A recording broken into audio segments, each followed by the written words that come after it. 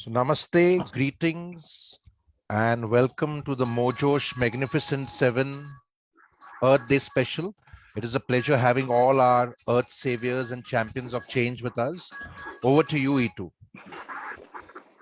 So namaste everyone, a very warm welcome. And today we are sitting on 22nd of April 2022 and the day is celebrated as Earth Day. As we say that the earth, is broken at this time. And the stories that we bring to you are the bridge stories that can help the earth. So we bring to you the legacy. These 7 speakers, the Mojosh Magnificent 7, are sharing with us the stories of resilience, stories of breakthrough, and how they each is working in their own space to heal the earth and usher in the message of hope. Each one of them is creating a legacy to make the world a better place from what they came into. Over to you, Bitu, to say a few words of begin with.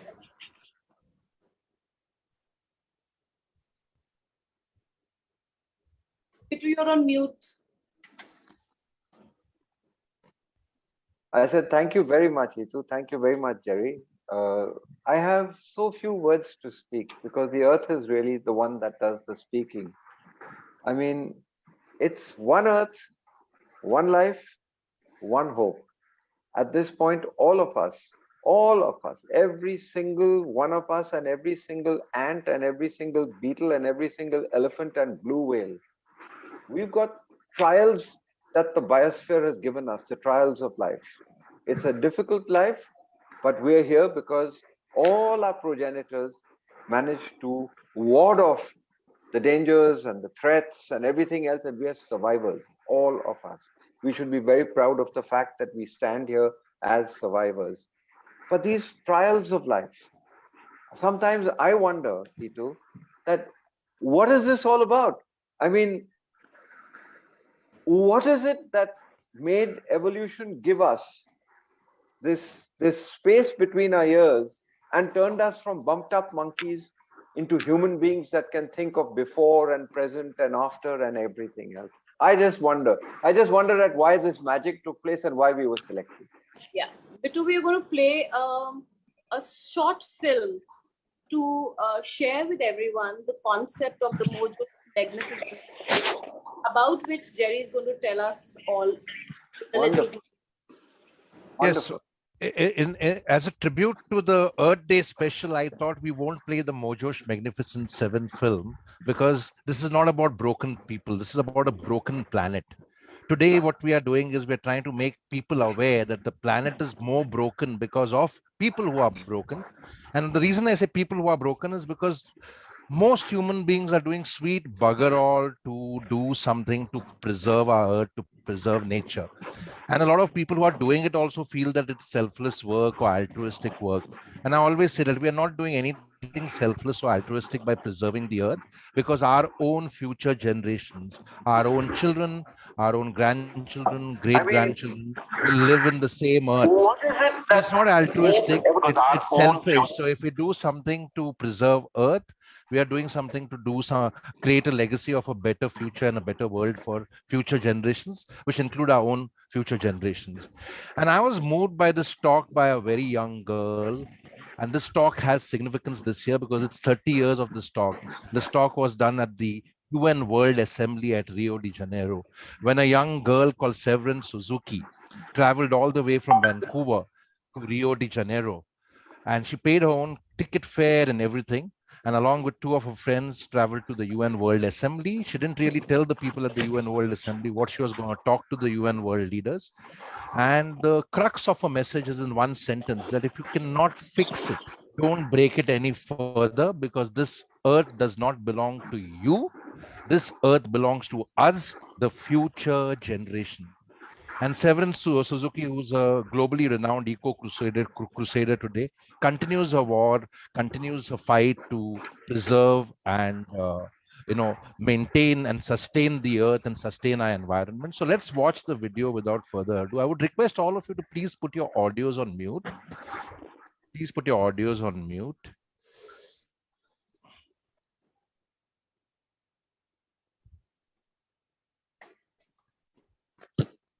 And I'll play the video.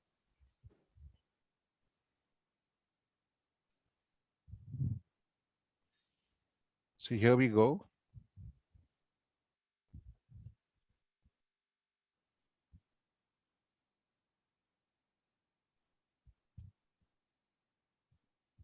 Hello, I'm Severin Suzuki speaking for ECHO, the Environmental Children's Organization.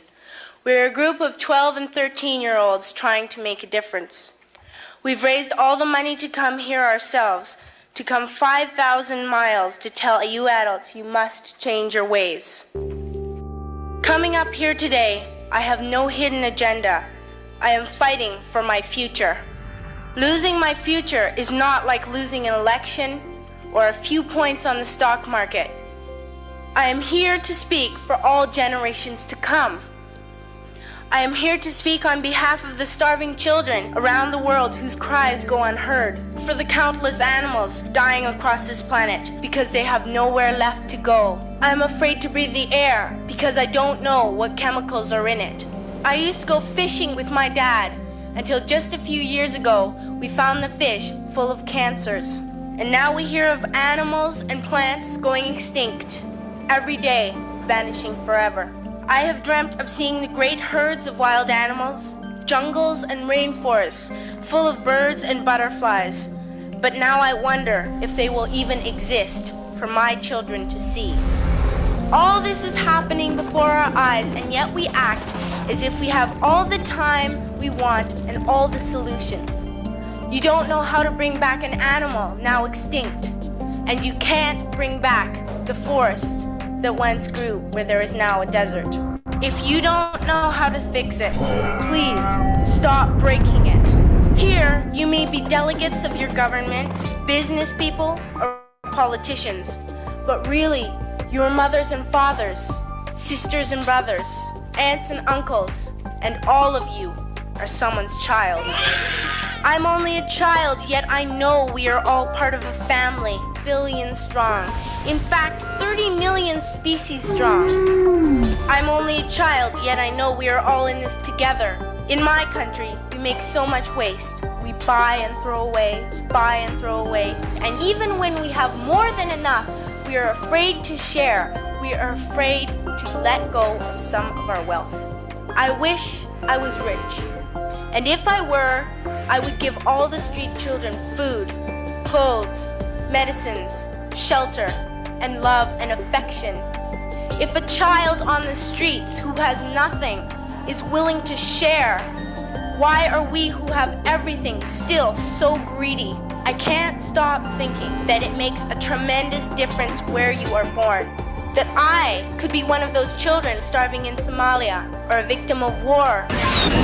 I am only a child, yet I know if all the money spent on war was spent on finding environmental answers, ending poverty, and finding treaties, what a wonderful place this earth would be. And now 20 years have gone by.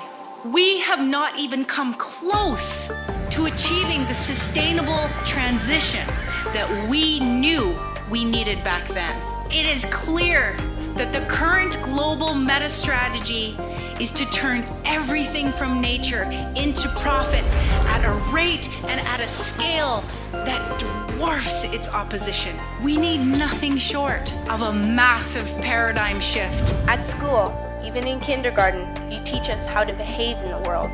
You teach us to not fight with others, to work things out, to respect others, to clean up our mess, not to hurt other creatures, to share, not be greedy. Then why do you go out and do the things you tell us not to do? You are deciding what kind of a world we are growing up in. Parents should be able to comfort their children by saying, everything's going to be all right. It's not the end of the world, and we're doing the best we can. But I don't think you can say that to us anymore. Are we even on your list of priorities? My dad always says, you are what you do, not what you say. Well, what you do makes me cry at night. You grown-ups say you love us, but I challenge you, please, make your actions reflect your words. Thank you.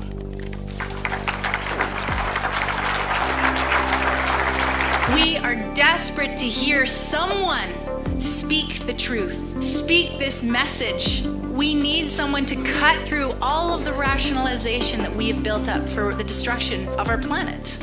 And no one can do this better than those with everything at stake, which is our youth. Thank you for setting an example for me and other young activists.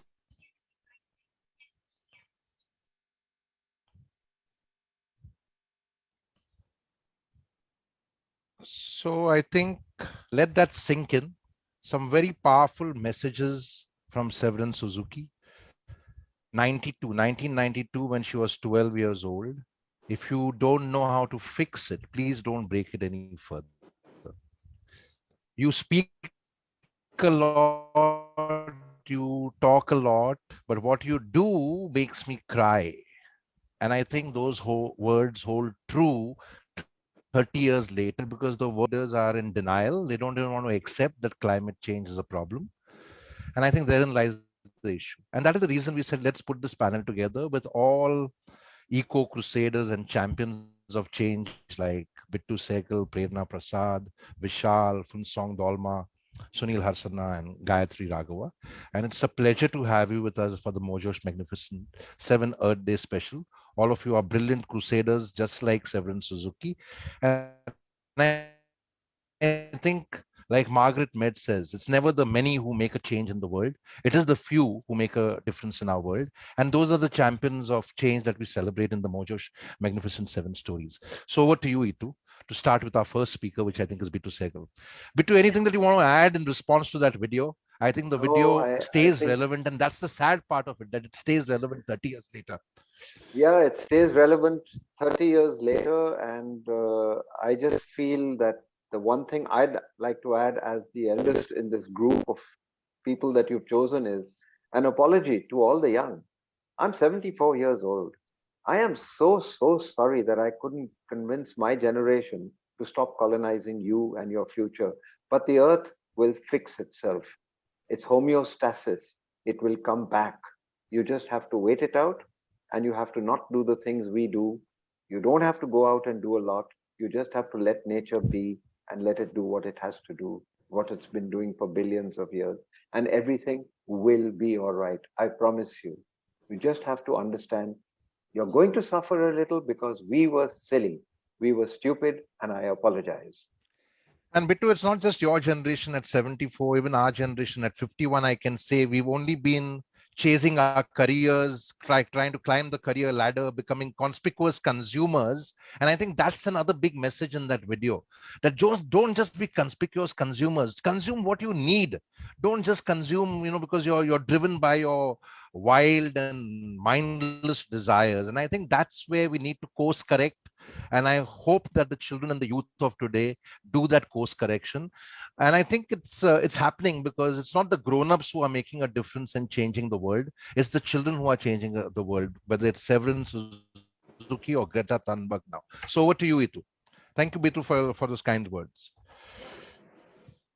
So the environment is where we all meet, where we all have mutual interest. And it is the one thing that connects all of us. And at Rex Karamveer, we have a slug line where we say together as one, we can right every wrong. So if each one of us tries to contribute and become a contributor like the Magnificent 7 speaker that we have today, then this unflinching, indomitable spirit to go beyond the responsibility and be a contributor and champion of change, the earth certainly shall heal, as Bittu you said, that there is hope. So to begin with, we start with you, Bittu, and Bittu's name in the country doesn't need any introduction. You are the stalwart and torchbearer for environment issues concerned with the children and adults, and a lot of issues that you have brought under the umbrella of the work that you do. The more about it, we'll hear from you. Welcome, and we begin with you. Thank you so much, Itu. All I would like to really say, first of all, to all the other wonderful people who are going to be speaking today is, please don't worry more than you have to. Things will work out. The earth is meant to heal itself. My constituency, the average age is 12 years. Even the speakers who are there, the young speakers, are a little bit above my constituency's average. Everything will be okay, because like a cut on your hand, the earth also heals itself. We're on a small, tiny blue planet in a vast space.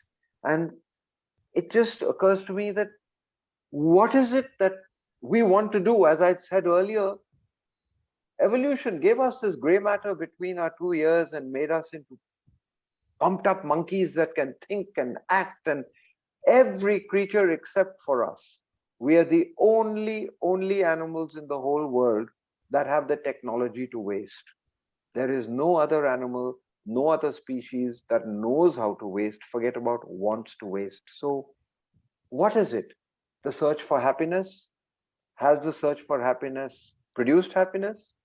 Has the wealth that we put into our banks and into our foreign accounts and into all the various things we do, has it made us happy?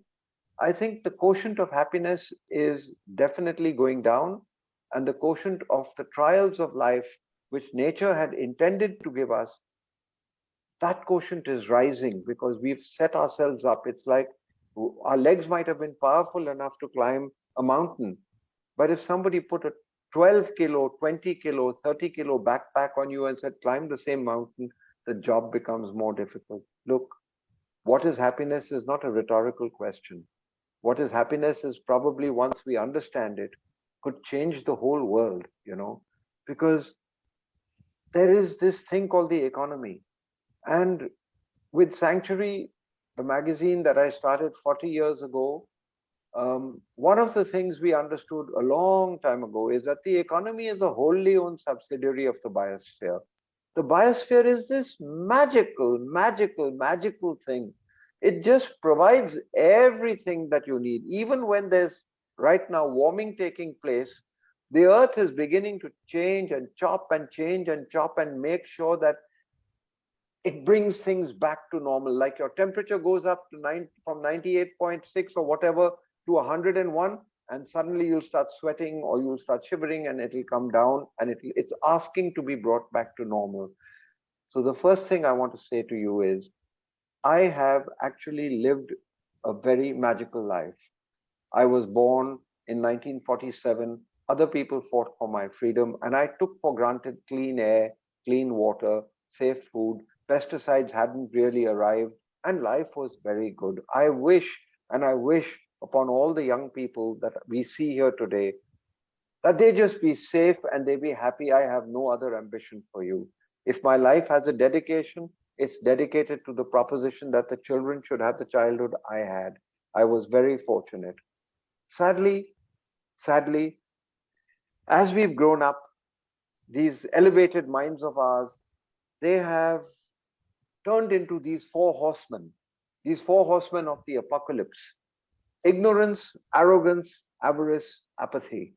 These are the four horsemen of the apocalypse. And if we have any hope at all of working with nature, then we must tackle ignorance, which is why we run a program called Kids for Tigers, which is why all these lovely people, many of them here, are working on mud on boots. Sanctuary has just one simple wish: respect your mother, the planet that you live on.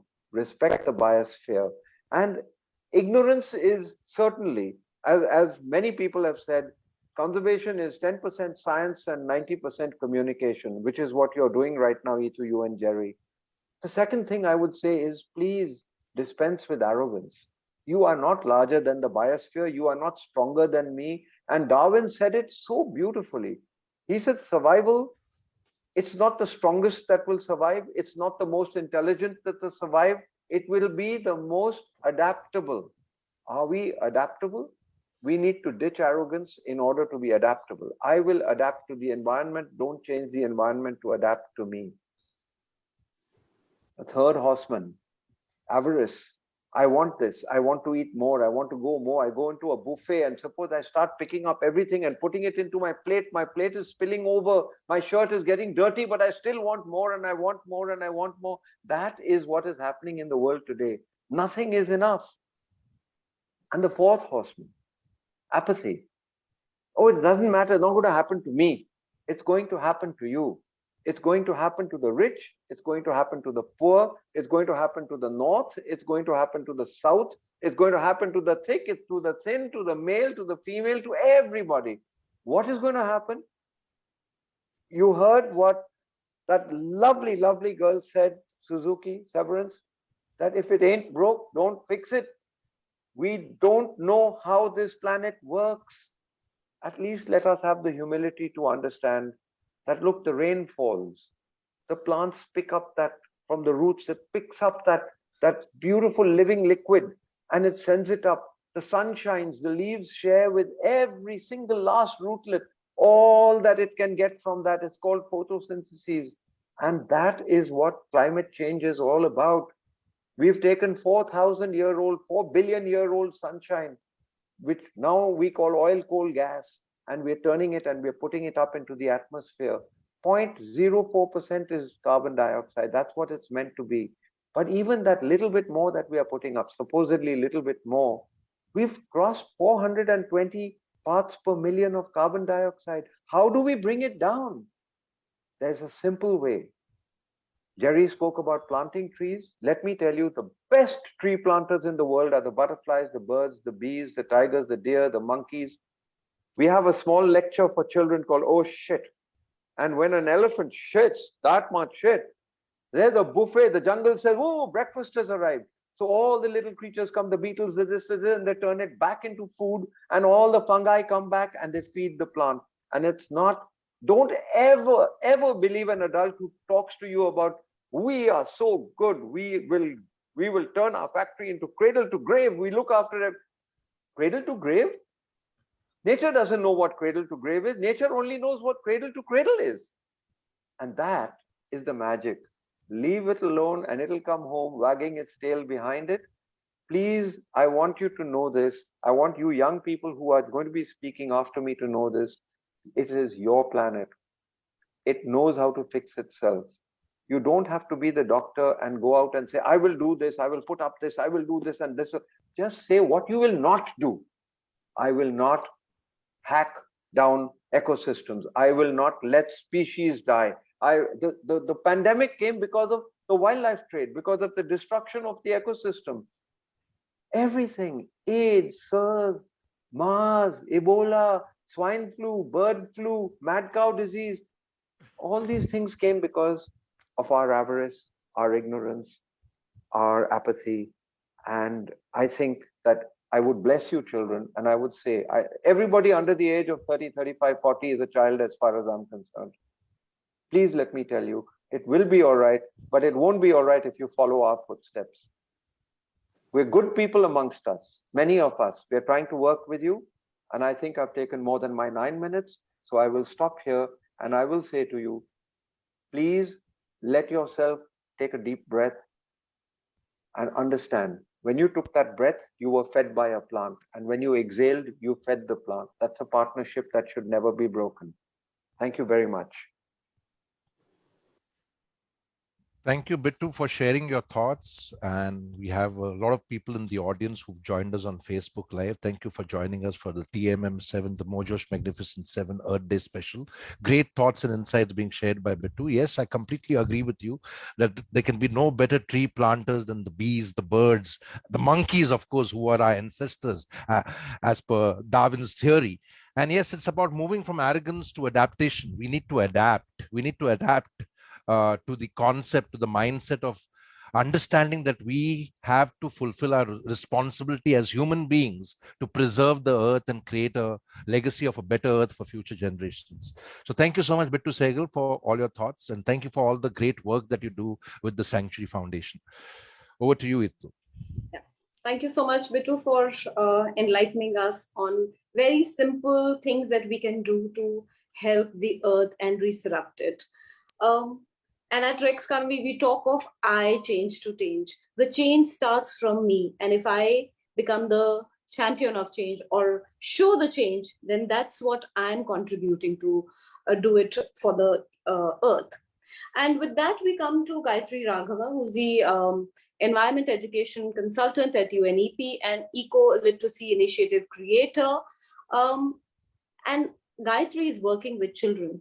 And this awareness and knowledge that is shared with children and teachers and through environment education is also a very, very imperative part of what we need to bring home the message. So over to you, Gayatri. Thank you, Itu. It was, I don't know what more I can say after Bittu. I mean, he has been an icon and we all love him so much. Thank you, Bittu. And happy Earth Day to all of you. We have only one Earth.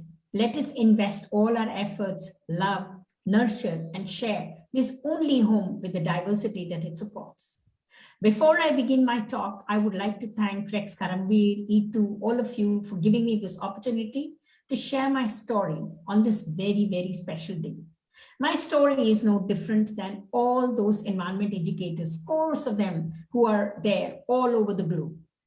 On this platform, I have been asked to share my journey as an environment educator. In 2020, Antonio Guterres, the UN Secretary General, in his address at the Columbia University on the state of the planet, and in the midst of a nasty, nasty COVID wave said, and I quote, "Today, the state of the planet is broken. Humanity is waging a war on nature. Nature always strikes back, and it is already doing so with growing force and fury. Making peace with nature is the defining task of the 21st century, and it must be the very top priority for everyone and everywhere. The first task for us is to comprehend, understand, and empathize with nature. We have learned to exploit nature for our benefits and greed, and now there is a need to unlearn and relearn how to live in harmony with nature. And how does one do that? It is my generation, as Bittu said. Bittu, I'm also old. It is our generation or my generation that used or exploited the earth for our benefits and greed. It is only through education that we learned, and it is only through education we can unlearn and relearn. I grew up in Delhi, and my love for environment began with those wonderful earthworms, frogs, insects, and birds that used to be abundant then. During my college years as a student of geography, I got a wonderful opportunity to learn all about environment and human interactions with the environment. Once in 1978, when we had gone for a field trip to visit the low-lying areas in the NCR region, which were very badly hit by floods, I witnessed the havoc and the human tragedy in the low-lying colonies, and it moved me. We always blame natural disasters, thus absolving ourselves from any responsibility whatsoever. We build our homes, our infrastructure close to riverbanks. We cut out the forests and increase the silt load in the river, and then start crying when the flood happens. Specializing in geography, trekking expeditions in the Himalayas, influence of my mentor, Professor Berman, my husband, Karan Singh Ragwa, an avid birder, teacher, and a wildlife photographer, they all influenced and supported me to work for the cause of environment. I started my career as a geography lecturer in Delhi University, and then had a stint at teaching school students in Abu Dhabi. At both these places, I was able to motivate students and initiate clubs to take up environmental causes and projects. For most environment educators at that time, during that time, it was a very tough job because environmental activity was equated with a kind of an extracurricular activity. My passion and commitment to the cause finally landed me at the Environment Agency Abu Dhabi, where I also connected with Itu. I was made responsible for ensuring environment education and outreach for all schools, colleges, fishermen, farmer, industry workers, corporates, and even government departments. There were days when I felt that I was not making any impact as new environmental challenges kept emerging, and it was not getting better. Hope and energy got infused when I used to meet my students and my teachers with whom I had trained.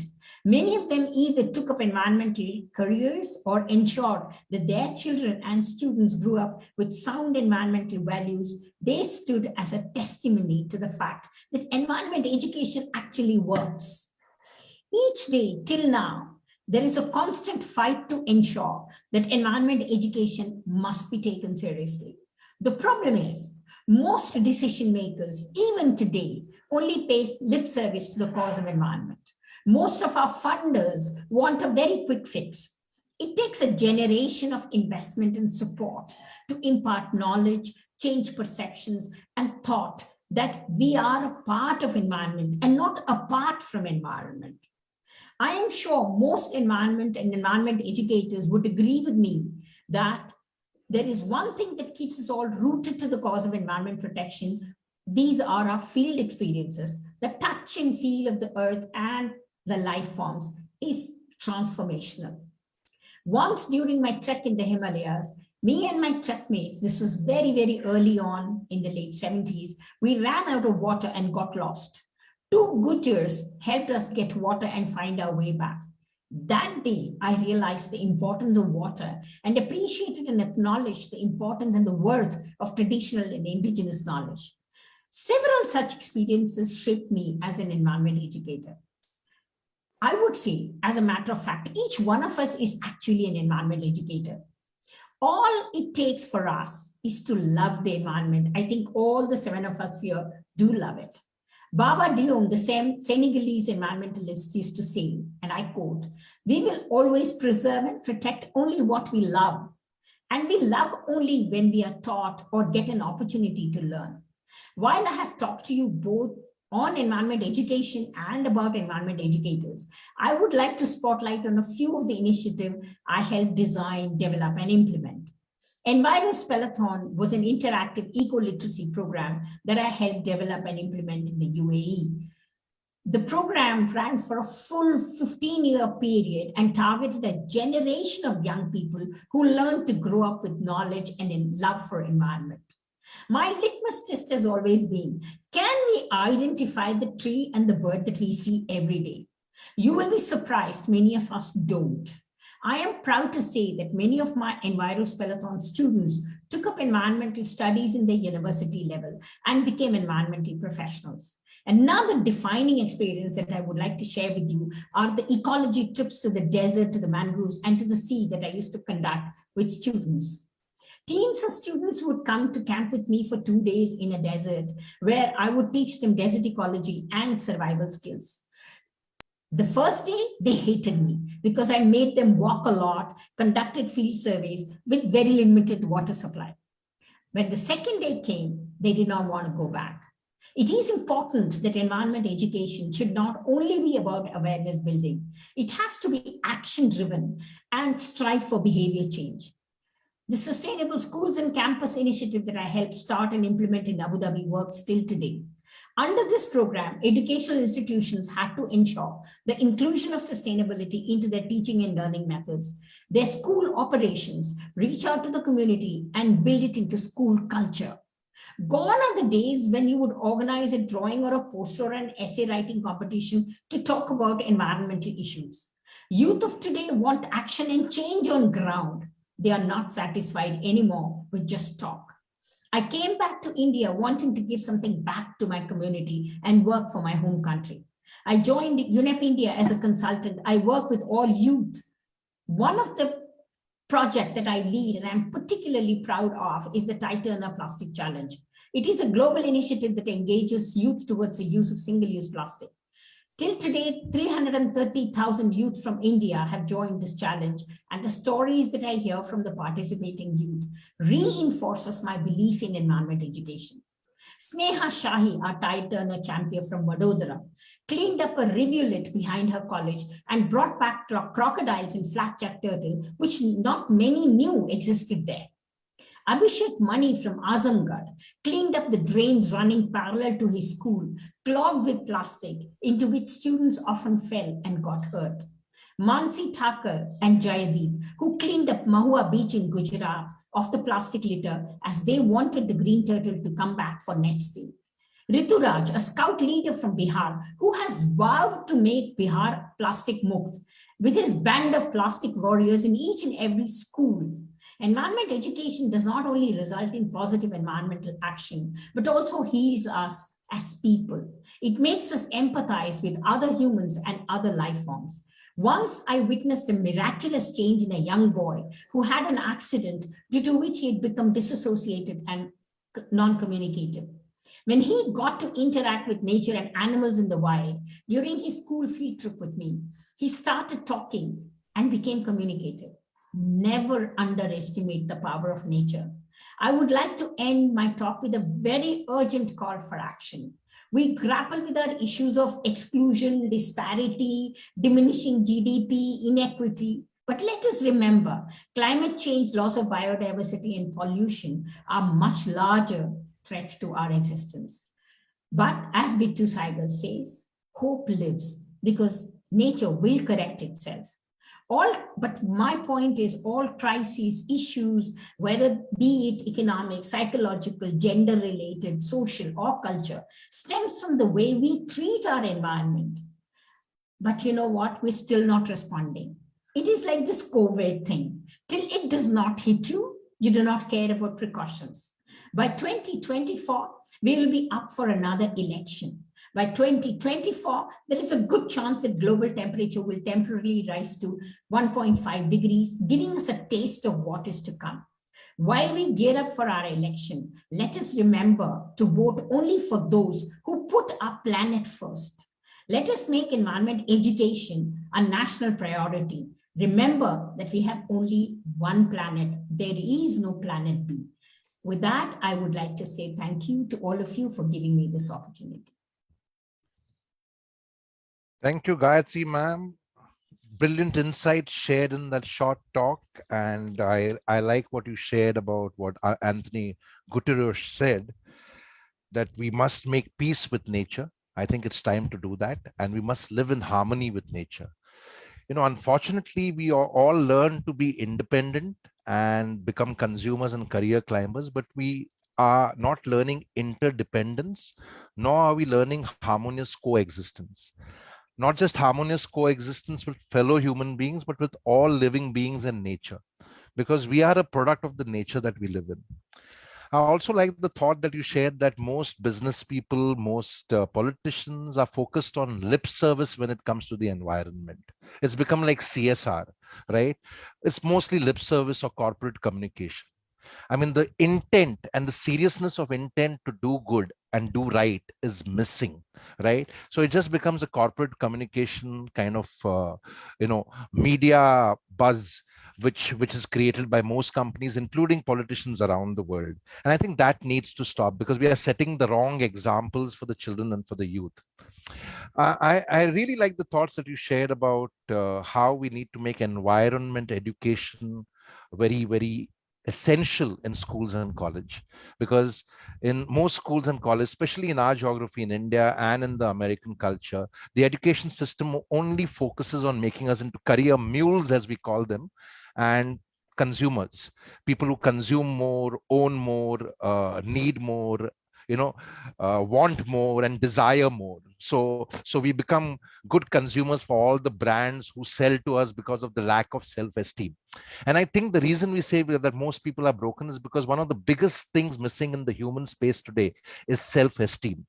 And when you don't have self-esteem, it becomes very easy for marketers to sell anything and everything to you. And that takes me to the insight you shared about the necessity and the relevance of water, and how you realized that when you were in the mountains. And Adam Smith, who's the father of modern economics, talks about the paradox of value, where he says that we value the diamond, which is an absolutely useless product, which has no value at all, while we don't value water. Today, government and businesses speak about oil, right? And no oil, life will continue. No oil, no cars, no planes, no problem. Like I always joke, we'll go back to the camel, the elephant, and the horse, right? But no water, life will come to a standstill, because water is the currency of life. Oil is not. And I think that's what is required in the world today, a mindset shift which changes behavior so that people understand what are the things that are most valued rather than chasing things which have least value. That mindset shift is required around the world, and you covered it beautifully in your talk. So thank you for speaking so candidly and speaking with all candor. Thank you, guys. Over to you, Itu. Thank you so much. Thank you, Gayatri. I really love the line, we are all part of the environment, not apart. And that's what we need to bring home the message, the interconnectedness of it all. Because it's time we wake up, because it's beyond the wake up call. And we say not just talks, ideas for action in all our initiatives and work that we do with children, with older people, and as a mission that act upon things that you do and touch and feel. And I remember that when we were working together, all the time when Gayatri used to talk about is action, action, action, and touch and feel and go out in the field and do what is, see what's happening so that you come back to take actions. So thank you so much, Gayatri, for all those learnings. And now we move on to And prayer. Itu, before moving on, I think along with Bittu, like we are speaking about doing something in schools, we should probably explore with Gayatri how we can involve UNEP to make environment fellowship an essential part of the school and the college culture, probably, so that Yes. our children and youth can be better than the broken grown-ups of today. Like Frederick Douglass says, it's easier to build strong children than to repair broken men. And as a corporate trainer, I can tell you most men and women are very broken, very difficult to mend them, not impossible, but difficult. So it's best to start with the children, with the environment education that Gayatri ma'am was speaking about. Yeah.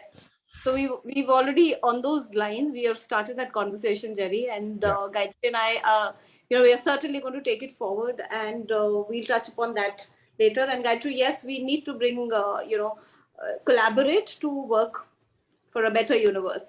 With that, we move on to our next speaker, Prerna Prasad, who's the founder and CEO of EcoPlore. In the times when travel has become part of living, everybody is traveling, and the carbon footprint through travel is enormous. And Prerna and her initiative is a breath of fresh air. Let's hear more from Prerna. Over to you, Prerna. Hello, everybody. Thank you, Atu ma'am. Thank you, Jerry, for this opportunity.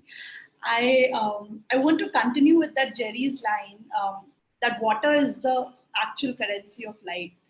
And what the point where I started with EcoPlore, I think this one line stuck in my head that if we do not have fresh air and if we do not have clean water, everything else we are possessing, all the luxury, all the comforts, it's worthless. And that is why I chose to get into entrepreneurship and started EcoFlow. To begin with the journey of my life, I was born in a very small town of Chhattisgarh called Chirmiri, and it had around 47 hot and cold water springs. And I still remember the days when we used to get our drinking water directly from the spring, and the taste of the food which was cooked using that water was mind-blowing. Till date, I haven't eaten like such tasty meals. And after that, I came to Bhopal, and I was raised in Bhopal. Till graduation, I was in Bhopal, and my parents wanted me to become an IS officer. While studying political science, while studying for IS, I realized that politics is where I want to go, because that is the place from where you can actually bring ground level change on a large scale. So fortunately, I got into journalism, started my first job at CNN IBN in Delhi. At that point of time, India Against Corruption movement led by Anna Hazare started. And at that time, I thought that this is what I was looking for always, and this is the opportunity for me. I jumped into it, kept on doing my job, but volunteered most of my time with the movement, did campaigns for the party. In 2016, when the party had moved to a certain stage and journalism was also degrading, we know how the status of mainstream media is there in our country today. I was disillusioned with both the fields. And the last place where I was working, my last job, was at a company called Geospatial Media and Communications, and it dealt with space, satellites, rockets.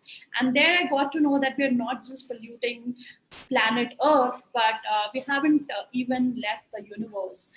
In the Western world, anybody who has money can make rockets and satellites and just put it into the space. So I don't know how much debris is there lying in the universe. We don't know the level of pollution which has already been done in the universe, and it is happening on a regular level. So that really made me think seriously on what I was contributing to. And just one fine day, I woke up in the morning, gave my resignation without knowing what I'm going to do in life next. But I was sure that I'm not going to take up another job. I was on a break for almost 4 months, doing nothing, sitting at home, and I had not done that ever before. So it was a very low phase in my life. We went on a holiday to Malaysia at that time, and I was looking for eco-friendly hotels in Malaysia. It took me almost 1 month to find just 5 hotels because I couldn't find a single platform where I could look for eco-friendly hotels. And since Malaysia was a new country, I wasn't aware about the different local knowledge about that place. So I had to do a deep research. But finally, when I visited those hotels, the experience was mind-blowing. Every hotel was so different from the other. There was a tube hotel where it was a recycled concrete pipe, and the bed was fit into it. You just sleep and you come out and the beach is in front of you. There was a tented accommodation which had a lot of greenery inside. There was a place where there were insects, very big insects, but very, very beautiful ones. So I had like really good experience over there. And that's when I realized that when I come back to India, I'll work on something where I can aggregate all these eco-friendly hotels at one platform. So in 2016, from April till December, I was doing my ground research whether any such platform exists already or not. And since I was completely new to tourism industry, had no networking, no background knowledge, and no knowledge in business or management, had completely, like I was doing everything from the scratch. So it did take me some time, but it took me almost 1 year to figure out what should be the criteria for an eco-friendly hotel. And we zeroed upon 2 criteria: that any eco-friendly hotel should have at least 30% minimum green coverage inside their campus. And second, that they should be made up of local building materials instead of concrete. So all the hotels which we promote, they are made up of mud, wood, bamboo, stone, or any other local building material, or they are heritage buildings which are 80 to 100 years old and beyond. Apart from this, most of these properties, they grow their own vegetables. So when a guest visits over there, they get to eat homegrown, farm fresh, organic meals. And there are a lot of activities inside the stay and around it. So the guest doesn't need to take a taxi or take his car and go for a sightseeing. So a lot of carbon emission is even reduced in that transportation level. And today, for those people who are living in metro cities, they need places of escape where they can just go and relax, where they don't need to do anything. So there are these concepts of do nothing holidays. And most of our properties are located in very natural environments, close to waterfall, close to riverside, mountains, or any other natural location. And we personally visit each of these hotels to check their sustainable measures, to check their comfort, their safety factor, hygiene, and of course the fun element. So this is the concept of EcoFlow. Today we have around 170 personally visited and verified eco hotels all across the country. And just 2 years, of course, there was lockdown. But after post the lockdown has opened up, or post pandemic, in fact, just this month we had like a lot of bookings because people were wanting to go on holidays to places which were close to nature. And one last point, that when anybody thinks about going on a holiday, they don't think about the carbon emission. So the concept of sustainable tourism is very rare in our country. But thanks to pandemic, now people are wanting to go to places which are closer to nature. So by that, our aim is that when they go to these places, these sustainable hotels, and observe the sustainable features or the measures which are being taken by them, at least when they come back, they will follow a few of them in their own lives. And thankfully, the customers which we are getting and the changes which we have seen in 2019, when we started operations, the kind of people, the questions they asked were very different. They were very unaware about environment, but today the people who come, the awareness level has risen, and I think that shift towards a sustainable lifestyle is happening. Thank you so much. Thank you, Prerna. Great work that you're doing with Ecoplore, and keep doing the good work. Keep walking tall. You spoke about how people want to go into space, people want to go into Mars, and I always say, why are we colonizing and trying to destroy another planet? And I must pull this up so that people can also understand that just because you are a billionaire or a prime minister or a president does not mean that you're a wise person or you have the right insight. Now, Jeff Bezos, who's a billionaire and the founder and the owner of Amazon, made this statement in the recent past. And he said, let's take all polluting industry to space. Now, it's a very Western mindset. It's a very white privileged mindset that let's take all the landfills in Mexico, India, right? We'll take all the scrap that we create into other countries and the earth will be better, or at least the United States of America will be better. It's also a very American mindset. But I think over here, Jeff Bezos has to understand, because my 10-year-old can educate him, that if you pollute space, earth gets more polluted. So my humble request to people is, please don't speak with your foot in the mouth, whether you're a Sadhguru or a Jeff Bezos. Yeah, think about what you speak, do some research, and then speak, right? Because otherwise you actually show people who you are, right? You show people that you just speak things because you think you can speak it and get away with it. And that's why I always believe in grassroots wisdom. And I always say modern education makes you intelligent, does not make you wise, nor does it give you common sense. And Voltaire said it 400 years ago, that common sense is uncommon. In today's world, common sense is a rarity, right? So I think that's a big message to all people who think they are billionaires or millionaires. Don't come up with corny ideas. They don't work, right? Test the ideas. This is also the peril of mindless philanthropy, right? Because they have a little money and they want to show that lip service for philanthropy. They think that they can give their advice and give their suggestions. Hey, you have the power to give some money. You don't know how it works at the grassroots. It's like sitting in a glass office in New York and creating a farming strategy for farmers in Maharashtra. It won't work. The farmers know what is good for them. The farmers know what the conditions of the soil are. The farmers know what the resources they have are, what the resources they don't have are. So please go and dirty your hands in the farm and learn from the farmers, and then probably you can co-create a strategy with them. Failing which, don't talk.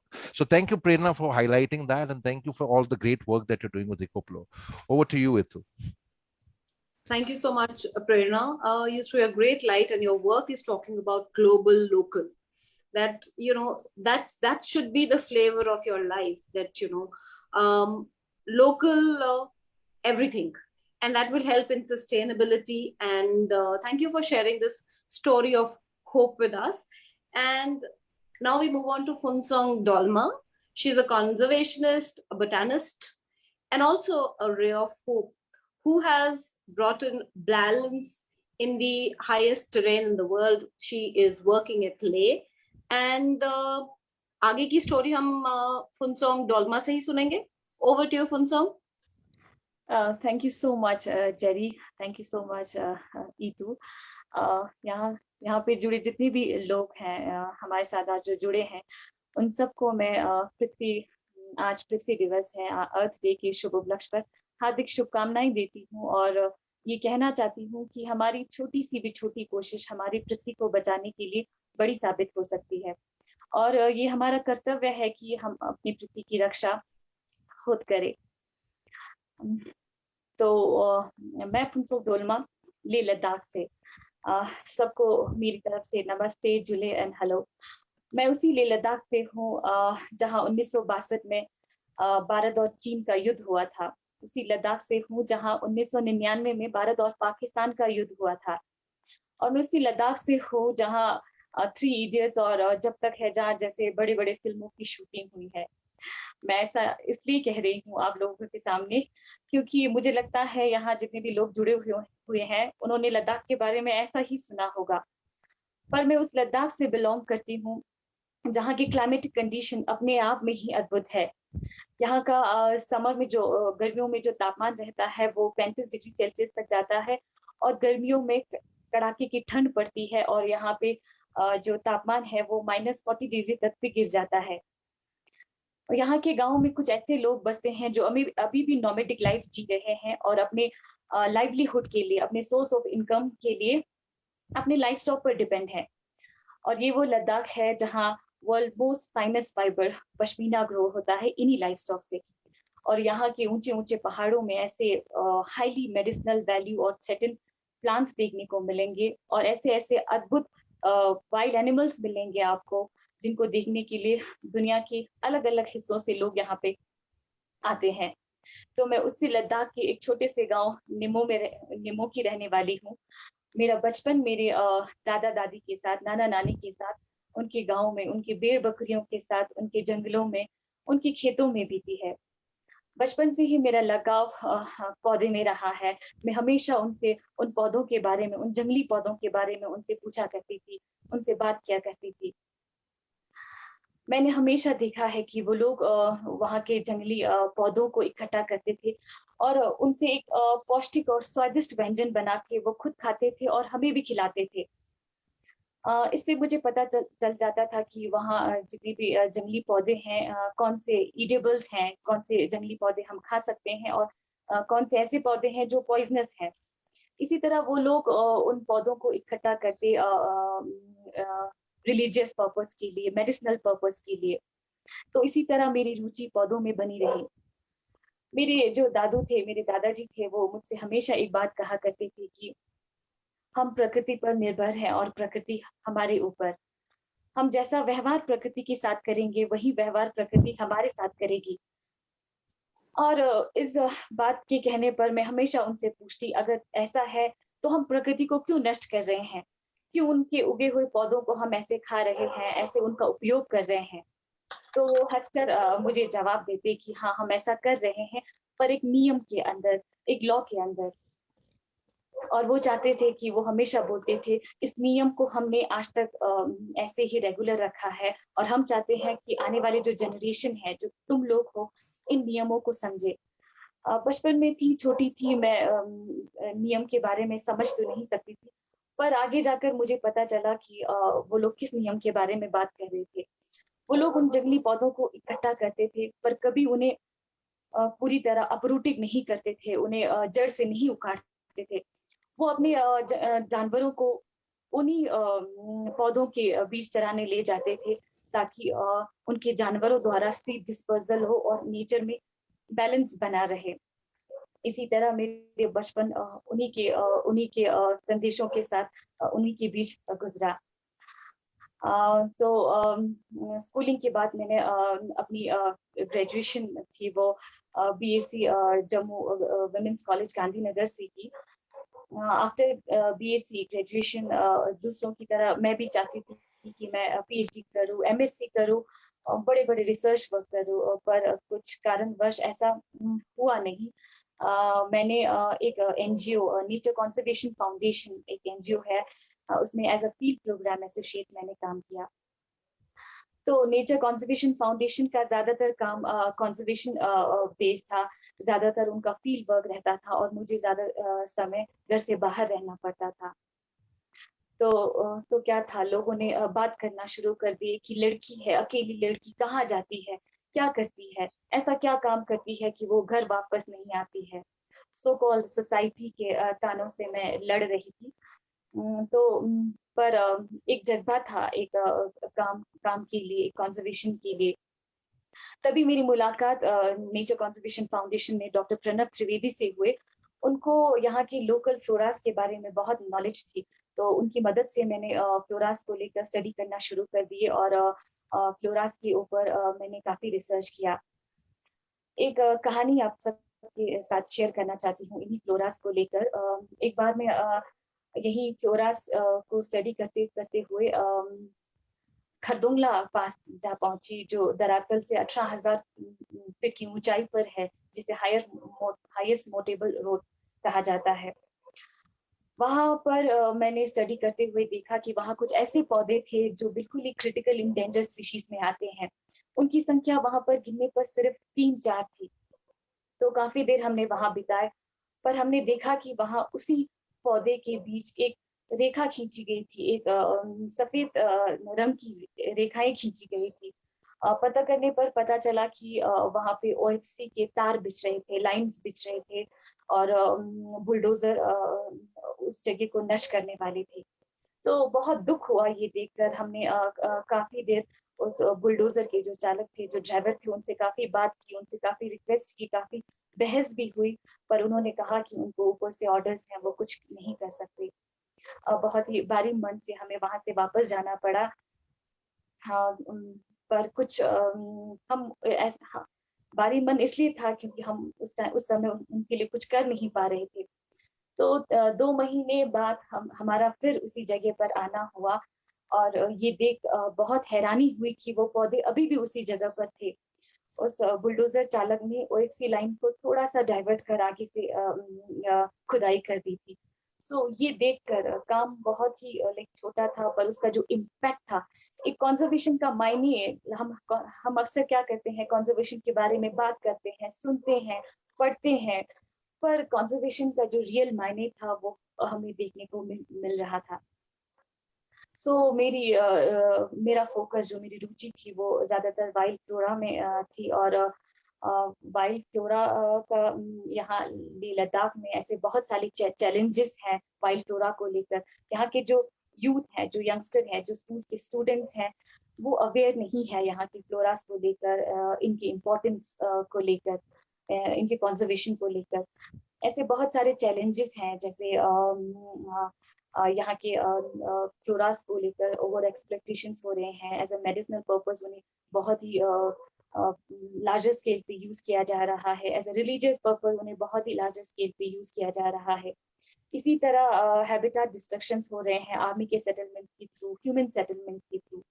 सो हमारी कोशिश थी कि हम जितने भी students हैं, college students हैं, school students हैं, जो यंगस्टर हैं, उन्हें मोटिवेट कर सके, उन्हें बता सके इन फ्लोरास के इम्पोर्टेंस को, उन्हें कैसे कंजर्व किया जाए। तभी मेरी मुलाकात डॉक्टर कोंचक दोर्जे से हुई। वो असिस्टेंट प्रोफेसर ईजीएम कॉलेज में है यहाँ लेह लद्दाख में। तो उनसे बात की कि क्यों ना हम एक ऐसा फ्लोरल गाइड, ऐसा बुक निकाले जिसकी मदद से हम, जो ये लोकल यूथ हैं, जो यंग हैं, जो प्लांट इंटरेस्टिक हैं, जो इन प्लांट्स को लेकर, उनके इम्पोर्टेंस को लेकर पढ़ना चाहते हैं, कुछ करना चाहते हैं, उन्हें कंजर्व करना चाहते हैं, उनके लिए मदद मिले। रिसेंटली हमारी एक बुक पब्लिश हुई है, प्लांट्स ऑफ लद्दाख, जो नेचर कंजर्वेशन फाउंडेशन द्वारा पब्लिश की गई है, जिसमें हर लोकल प्लांट्स दिए गए हैं, उन्हें अच्छी तरह आइडेंटिफाई कर सकते हैं हर कोई, और उनके जो यूजेस हैं उसमें वो हमने एक स्टोरी के बेसिस पे दिया है। ये वही स्टोरीज हैं जो हमारे ग्रैंड पेरेंट्स, जो हमारे नाना नानी, हमारे दादा दादी हमें सुनाए करते हैं। सो ये एक ऐसी बुक थी जो हमारे लिए एक बहुत ही बड़ी अचीवमेंट रही।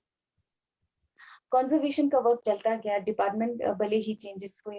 मैं नेचर कंजर्वेशन फाउंडेशन से अब शिप हस्बेंड्री डिपार्टमेंट में आ गई थी एज अ ब्लॉक सुपरवाइजर। मैं अभी शिप हस्बेंड्री डिपार्टमेंट में काम करती हूँ, पर कंजर्वेशन का वर्क अभी भी कंटिन्यू चल रहा है।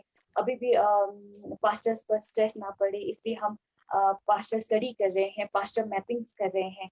हम ये ट्राई कर रहे हैं कि पास्चर में जितने भी ऐसे फ्लोरास हैं जो क्रिटिकली इंडेंजर्ड हैं, जिन पर बहुत स्ट्रेस है, उनके सीड्स को इकट्ठा कर हम उन्हें कल्टीवेट करने की कोशिश कर रहे हैं। तो ये थी मेरी कहानी, एक छोटी सी कहानी।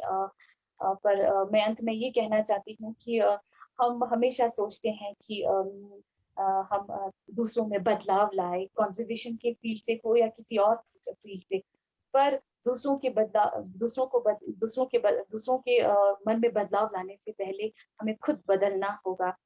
So thanks to each and everyone for having me here, for joining with me. Thank you, Ituji. Thank you so much. Thank you, Funsog. और बहुत ही बेहतरीन काम कर रहे हो आप. आपने कहा कि you wanted to pursue further education. I think that would just be a pursuit of further degrees. The education is already happening, क्योंकि वो education स्कूल और कॉलेज में नहीं होता. हमारे एक मित्र और फेलो राइटर हैं पी साईनाथ करके, जिन्होंने लिखा था book everyone loves a drought. वो कहते हैं कि जब लोग बोलते हैं कि I am highly educated, what they mean is that they've gone to a expensive school और कॉलेज. हम हमारे रेक्स कर्मवीर ग्लोबल फेलोशिप के भाषा में कहते हैं most people are degreed, not educated. Degree is not an education, है ना. तो आपका जो एजुकेशन है वो प्रकृति से हो रहा है, क्योंकि जैसे आपने कहा we are not, nature is not because of us, we are because of nature. And I must tell you that Leh Ladakh से काफी लोग जो हैं अच्छा काम कर रहे हैं कंजर्वेशन में. हमारा एक बुक सीरीज है जिसका नाम है Karma Curry, and in the first Karma Curry book series we have the story of a real hero, a person who's doing work which most IIT and MIT engineers cannot do. His name is Chuang Norfel. और Chwang जी को कोई, nobody knows him as much as they know Sonam Wangchuk because of Three Idiots, because Three Idiots is loosely based on Sonam's life. They only didn't take his name because they didn't want to pay him a royalty.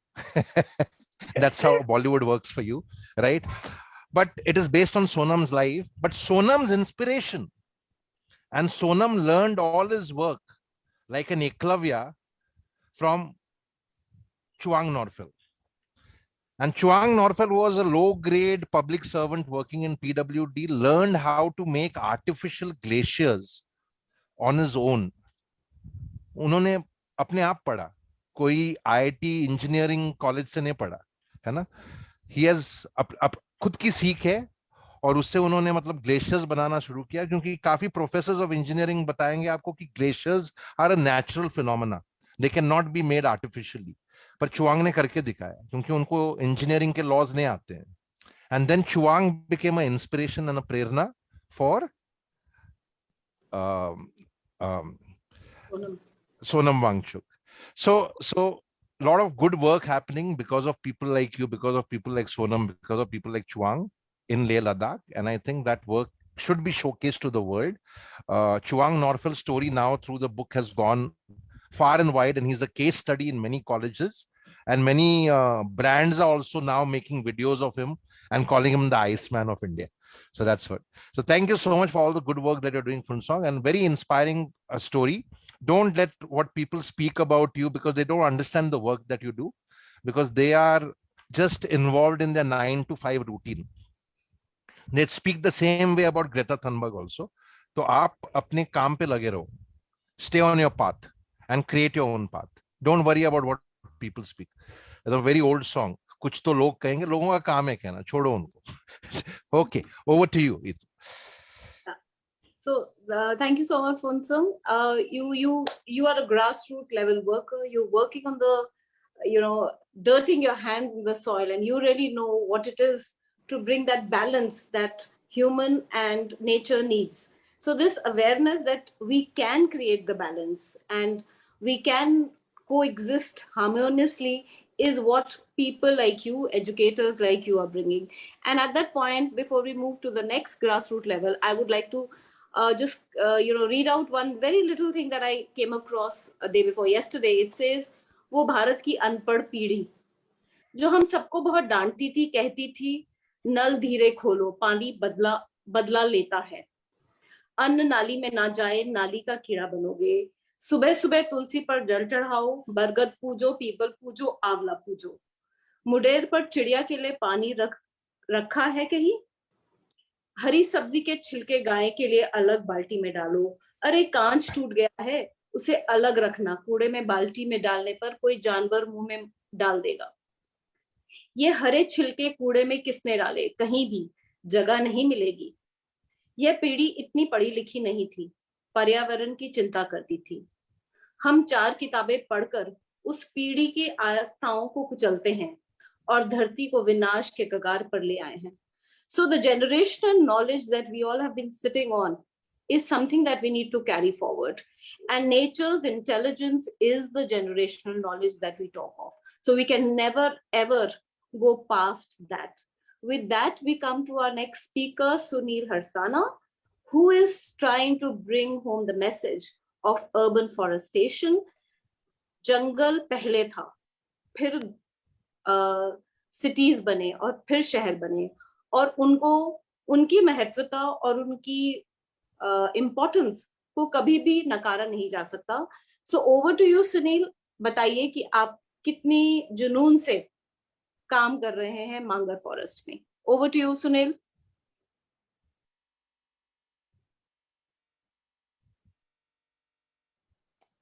Sunil Harsana. Hello, hi sir. नमस्ते। नमस्ते sir. Go ahead, tell us your story. Sorry, शायद कुछ network problem आ गई थी।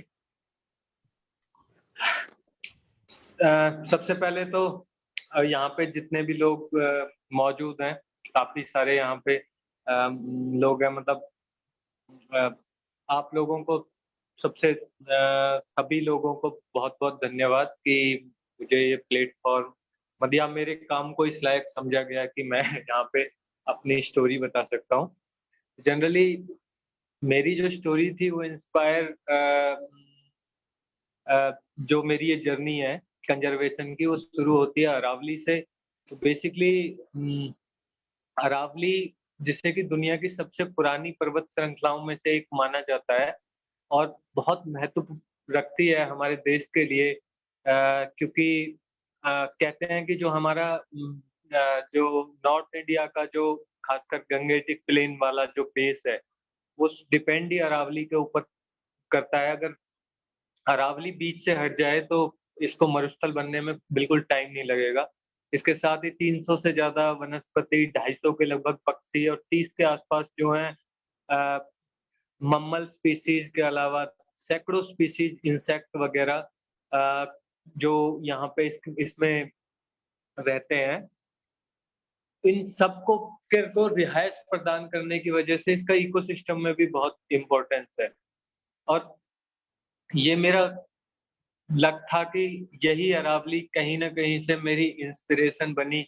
और दरअसल दिल्ली की सीमा पर जो है गुड़गांव, ये दिल्ली, फरीदाबाद और गुड़गांव के बीच में एक अरावली का ऐसा ही स्ट्रेच है, जिसके बिल्कुल सेंटर में मेरा गांव है मांगर। हमारे गांव का जो एरिया है करीब 4200 एकड़ से ज्यादा है, जिसमें से करीब 90% एरिया यानी आप 3800 प्लस से एकड़ से ज्यादा एरिया जो है वो गैर मुमकिन पहाड़ है। गैर मुमकिन एक कैटेगरी है लैंड की, जिसका मतलब आप जंगल मान सकते हो, जो यानी गैर मुमकिन का मतलब है एग्रीकल्चर, ऐसी एरिया जिसमें एग्रीकल्चर नहीं हो सकती। तो बेसिकली इस जगह में हमारी जो कम्युनिटी है, हम हरसाना गुजर कम्युनिटी से ताल्लुक रखते हैं और ये ट्रेडिशनली हम लोग चरवाहे हैं, जो कभी सदियों पहले हमारे बुजुर्ग इस जंगल पे आकर के आश्रित रहे हैं। और शायद कह सकते हैं कि हमारे जो पूर्वज थे वो इस जंगल के रखवाले भी थे। इसका एक सबूत है कि मांगर गांव की जो बनी है पूरे जो राष्ट्रीय राजधानी क्षेत्र है उसमें सबसे ज्यादा प्राचीन और पवित्र जंगल माना जाता है, जो कि पूरी तरह से नेचुरल जंगल है, जहाँ पे जो अगर अरावली का कोई लास्ट एग्जाम्पल उदाहरण देखा जाए कि कहीं पे अरावली के पुराने जंगल कैसे अगर कहीं बचा हो राष्ट्रीय राजधानी क्षेत्र में, बाहर की मैं बात नहीं कर रहा हूँ, तो वहां ये मांगरबनी का एक एरिया है जहाँ पे कि ये देखा जा सकता है। मान्यता है कि सैकड़ों साल पहले हमारे यहाँ पे एक गुदड़िया बाबा संत हुए थे, जिन्होंने इस एरिया में रह करके तपस्या की। और गुदड़िया बाबा एक तरह से आप उसको पूर्ण प्राकृति मान सकते हो, क्योंकि वो जो उनकी स्टोरीज है उनसे हमें पता चलता है कि उनको वो जन्म और मृत्यु से जो इंसानी जो प्रवृत्ति है उनसे बाहर थे। और आज भी लोगों की ये मान्यता है कि वो जो है अदृश्य शक्ति के तौर पे इस जंगल में निवास करते हैं, और जो कोई भी इस जंगल को या यहाँ पे किसी कमजोर जीव जंतु को तंग करने की कोशिश करता है, उनको दंडित भी करते हैं। हालांकि इंसान की जो फितरत है कि लालच के लिए वो सभी दुष्परिणामों को नजरअंदाज कर देता है। फायदे के लिए हम धार्मिक से तार्किक और तार्किक से धार्मिक बनने में थोड़ा सा टाइम भी नहीं लगाते हैं। तो ऐसा ही कुछ यहाँ की स्टोरी भी है। ये जो प्रॉब्लम है एक्चुअल में, ये गांव जो है पूरे एनसीआर का सबसे रिच बायोडाइवर्स गांव माना जाता है आज भी। और पुराने टाइम की स्टोरी ये है कि कहते हैं आजादी से पहले अंग्रेजों को ये एक ऐसा गांव था दिल्ली के पास में जो अंग्रेजों को भी नहीं मिला था। ये कहानी है। हालांकि यहाँ पे प्रॉब्लम शुरू हुई 70 के जो दशक में, जब हरियाणा अलग राज्य बना और फिर वही विकास के नाम पे जो प्राकृतिक संसाधनों का दोहन जो हर जगह होता है, वही यहाँ पे पहाड़ी क्षेत्र था। तो माइनिंग माफिया के लिए भी बहुत ज्यादा पॉसिबिलिटीज यहाँ पे दिख रही थी। रियल स्टेट राजधानी और बड़े दो सिटीज के बीच में था, तो रियल स्टेट लॉबी को भी काफी इंटरेस्ट था यहाँ पे। फिर लॉबिंग शुरू हुई, वही नए स्टेट था तो नई लैंड पॉलिसी, शामला जो कॉमन लैंड थी उनका प्राइवेटाइजेशन, माइनिंग के बड़े बड़े लीज ऑक्शन हुए। इसमें मांगर की जो गैर मुमकिन पहाड़ थी जो पहले पंचायत में होती थी, वो भी प्राइवेट हो गई। जंगल की जमीनें बल्क में बिकनी शुरू हुई और एक पूरी जो कम्युनिटी कभी जंगल बचाती थी वो सारी जंगल को उजाड़ने में लग गई। ये मेरे बचपन के टाइम की मैं बात कर रहा हूँ, सिर्फ बैकग्राउंड के लिए यहाँ पे मैं बताना चाह रहा हूँ। तो इसमें खास बात ये थी कि कानूनन जो ये इलाका था, ना तो ये प्राइवेट किया जा सकता था और ना इसका पार्टीशन हो सकता था। मतलब जो भी कुछ हुआ था वो लॉज जो भी लैंड लॉज थे उसको ओवर रूल करके किया गया था। तो अगर मैं अपने बचपन की बात करूं तो एक तरफ हमारे मुझे जो विरासत के तौर पे एक मांगर बनी जैसा संरक्षित जंगल हमें मिला, दूसरी तरफ उजड़ते हुए जंगल और पहाड़ माइनिंग और रियल स्टेट लॉबी की वजह से उजड़ रहे थे। 2003 में सुप्रीम कोर्ट के इंटरवेंशन से रियल माइनिंग बंद हुई, तो फिर रियल स्टेट लॉबी जो है उसने यहाँ पे काफी एक्टिव हो गई और हरियाणा गवर्नमेंट ने जो है चेंज ऑफ लैंड यूज देने की परमिशन जो है वो अलाउ करनी शुरू कर दी। कई सारे पावरफुल लोगों ने जंगल की जमीनों पे कब्जे करके फार्म हाउस बनाने शुरू कर दिए। 2010 में हरियाणा गवर्नमेंट कंपनियों को फायदा पहुंचाने के लिए मास्टर प्लान भी ले आई। ये और इसमें जो है ना गांव वाले भी पूरी तरह से इन्वॉल्व हो गए। माइनिंग के बाद की कब्जे करवाना, पेड़ कटवाने, इस तरह के काम यहाँ पे मिलने लगे। पंचायत रियल एस्टेट लॉबी को सपोर्ट करने के लिए जो जंगल कटवाने के बड़े बड़े 2 ठेके भी यहाँ पे हो गए थे। उस टाइम तक हम थोड़ा सा यंग पीरियड हमारा शुरू हुआ था और हम सोशल एक्टिविटीज यहाँ पे कर रहे थे। हालांकि इन्वायरमेंट का मतलब मेरे लिए भी सिर्फ पेड़ जो है लगाना और बचाने तक ही सीमित था। गांव वालों ने जब पेड़ कटवाने का ठेका दिया तो हमने पंचायत से बात करने की कोशिश की, लेकिन जैसा कि सिंपल सी बात है, इतने सारे इंटरेस्ट थे तो हमारी बात वहां पे सुनी नहीं गई। यहाँ पे एक बात और क्लियर करते चले कि पंचायत से मेरा मतलब ये है कि यहाँ जो रूरल इंडिया है उसमें आज भी 2 पंचायतें, पैरेलल पंचायत चलती हैं। एक जो इलेक्टेड पंचायत होती है जिसको कि हम नॉमिनेट करते हैं, वो सिर्फ कागजी पंचायत होती है और सिर्फ खाना पूर्ति के लिए कागजों में चलती है। दूसरी पंचायत जो है वो स्वघोषित पंचायत होती है जिसमें गांव के सारे पावरफुल लोग होते हैं। इनकी जो मेंबरशिप है वो भी पेरेंटल होती है, मतलब बाप के बाद बेटा उसमें होता है और ये ही गांव में जो है सर्वे सर्वा होते हैं कानून से ऊपर। इनका जो इंटरेस्ट है वो गांव का इंटरेस्ट माना जाता है। और एक बात यह है कि कोर्ट के जो फैसले हैं ना उनको चैलेंज, कोर्ट के फैसले चैलेंजेबल है बट इनके फैसलों को चैलेंज करना बहुत मुश्किल है। तो हालांकि उस टाइम पे यंग जोश था तो हमने जो है शिकायत कर दी कि नहीं हमें तो रोकना ही है। और फिर हमें पता चला कि ये तो सिर्फ पंचायत ही नहीं, वन विभाग, पुलिस विभाग सब जुड़ा हुआ है, सब कुछ सिस्टम है, सुनने वाला कोई है नहीं। और फिर सिचुएशन ये है कि उधर पंचायत से भी पंगा ले लिया, करो या मरो की सिचुएशन थी हमारी उस टाइम पे। तो पर ये था कि एक कहावत है पुराने बुजुर्गों की कि अगर हिम्मत है तो डर जो है ना वो सबसे बड़ा हथियार हो सकता है। तो बस डर ये था कि अब अगर हमसे इनका कुछ नहीं हुआ तो फिर दिक्कत हो जाएगी या हमें भी फिर। तो हमने 1-2 लोगों को हम जानते थे, खासकर मैं उस टाइम पे अपने जो मेरे जो मेंटर हैं चेतन जी, उनसे हमने बात की, उन्होंने हमें थोड़ा-सा गाइड किया। हम हायर अथॉरिटीज़ के पास गए अपनी कंप्लेंट लेकर के और वहाँ से उनको दबाव आया तो वन विभाग ने जब एक्शन लिया तो रिजल्ट ये आया कि पंचायत भी जो है वो भी पीछे हट गई और कार्रवाई भी रुक गई। इससे हमें उस टाइम पे काफ़ी कॉन्फिडेंस आया। फिर हमने जो है बाकी चीज़ें जो यहाँ पे रात में पेड़ों की कटाई होती थी, कब्जे होते थे, इंक्रोचमेंट वगैरह वो सारी चीज़ें और मास्टर प्लान पे भी ऑब्जेक्शन किया, मांगरबनी को बचाने की डिमांड लेटर भेजे और एक जो था ना हमने ये भी कर दिया कि सामला जमीन जो गाँव में थी उसको पंचायत के अंडर में फॉरेस्ट डिक्लेयर किया जाए। बस यहाँ पे ओवर कॉन्फिडेंस में हम उस टाइम ज़्यादा दिक्कत कर गए। काफ़ी लोगों के इंटरेस्ट थे गाँव वालों के, तो सिंपल सी बात है पंचायत हुई, हमारे काम को विकास विरोधी घोषित किया, सारे जो हमारे संगठन के साथी थे वो अलग हो गए। फिर हम मेरे सामने कंडीशन ये थी कि मैं अगर माफ़ी माँगूँ और बाकी जो है आगे ऐसे ना करने की जो ज़िम्मेदारी लूँ वादा करूँ तो वो माफ़ कर सकते हैं। पर मैंने उनको साफ कर दिया कि भाई नहीं मैंने मतलब एक तरह से बगावत कर दी और मैं डिक्लेयर्ड बागी हो गया। तो इसका परिणाम भी ये था कि सामाजिक तौर पे मेरा अघोषित बहिष्कार जो होता ही है गाँव में। और फिर जो होता है जैसे इनके पास यही ताकत होती है कि भाई मेरे जो वैसे काम थे, सर्वाइवल के काम थे, उनको रोकना शुरू कर दो, फाइनेंशियल लेन-देन बंद कर दो, वैसे बदनाम करो सोसाइटी में, वही सारी चीज़ें। फिर अब जो है ना सिचुएशन मेरे सामने ऐसी थी, मैं कभी ना ये अगर मैं आज सोचता हूँ तो मैंने कभी ये नहीं सोचा कि मैं कुछ प्लान करके इस एरिया में आया था या मैंने सोचा था। लेकिन सब कुछ ऐसे अचानक से हो गया कि मेरे पास अब कोई ऑप्शन बचा नहीं है। तो ये था कि जब इतना कुछ हो गया तो मैं अपने आप को प्रूव करूँ। तो फिर मैं वापस बस जिन 2-4 लोगों को जानता था मैं उन्हीं की शरण में गया। वही अब जो है ना बस अब तो और कोई ऑप्शन है नहीं, जो मेरा नुकसान होना था हो गया, मेरा करियर वगैरह जो कुछ बर्बाद होना था हो गया। तो अब क्यों ना अब जंगल ही बचा लें। तो बस फिर वहीं से शुरू हुई ये यात्रा और गाँव वालों पे मैंने ध्यान देना छोड़ दिया। जॉब वगैरह से रिज़ाइन दे करके मैं फुल टाइम इसी में लगा।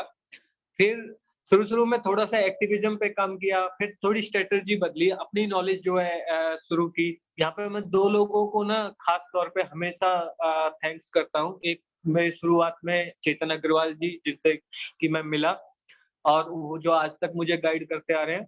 एक गजाला मैम जिनके साथ मैंने काफ़ी साइंस का जो बैकग्राउंड था, हालाँकि मेरी इस लाइन में कोई एजुकेशन नहीं थी, पर साइंस का जो बैकग्राउंड था, उन्होंने मुझे काफ़ी इसमें सपोर्ट किया।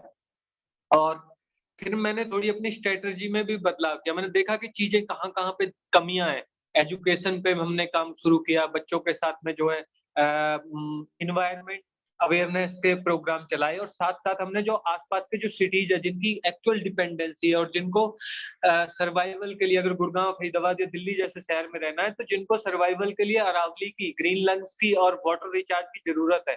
उन लोगों को हमने अरावली में ला करके उनके नेचुरल रिसोर्सेज से उनको कनेक्ट करना शुरू किया।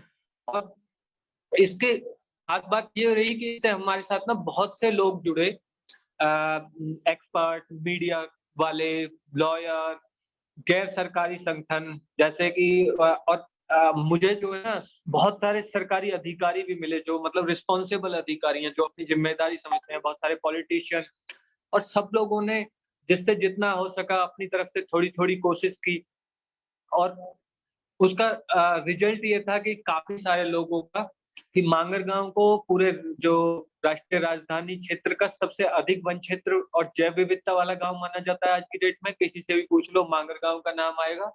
200 से ज्यादा यहाँ पक्षियों की प्रजाति अब तक मिल चुकी हैं।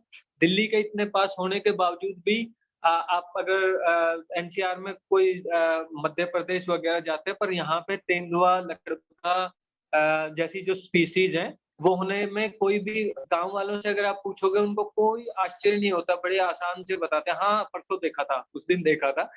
और मांगर बनी का जो क्षेत्र था उसको हमारे चीफ मिनिस्टर साहब ने 2016 में कंस्ट्रक्शन जोन घोषित कर दिया। हालांकि अभी तक जो है फॉरेस्ट का स्टेटस नहीं मिला है। और एनजीटी ने मांगर की को जो पूरी गैर मुमकिन पहाड़ी थी उसको में हर तरह की जो नॉन फॉरेस्ट एक्टिविटीज थी उसको बैन किया 15-16 में, और वन क्षेत्र को डिमार्केट करने के ऑर्डर भी कर दिए। साथ ही साथ मांगर की देखा देखी पूरी आसपास के अरावली के और गांवों में भी अब फॉरेस्ट कंजर्वेशन का काम जो है शुरू हो गया है और लोगों की चीजें बदल रही हैं। हम अब गांव से बाहर, मैं करीब 6-7 गांवों के लोगों के साथ यहाँ पे काम कर रहा हूँ और गुड़गांव में हम 4-5 गांवों में एक्टिवली पार्टिसिपेट कर रहे हैं। एक्टिविज्म की बात करें तो वो काफी लंबा दूर तक हम कर रहे हैं।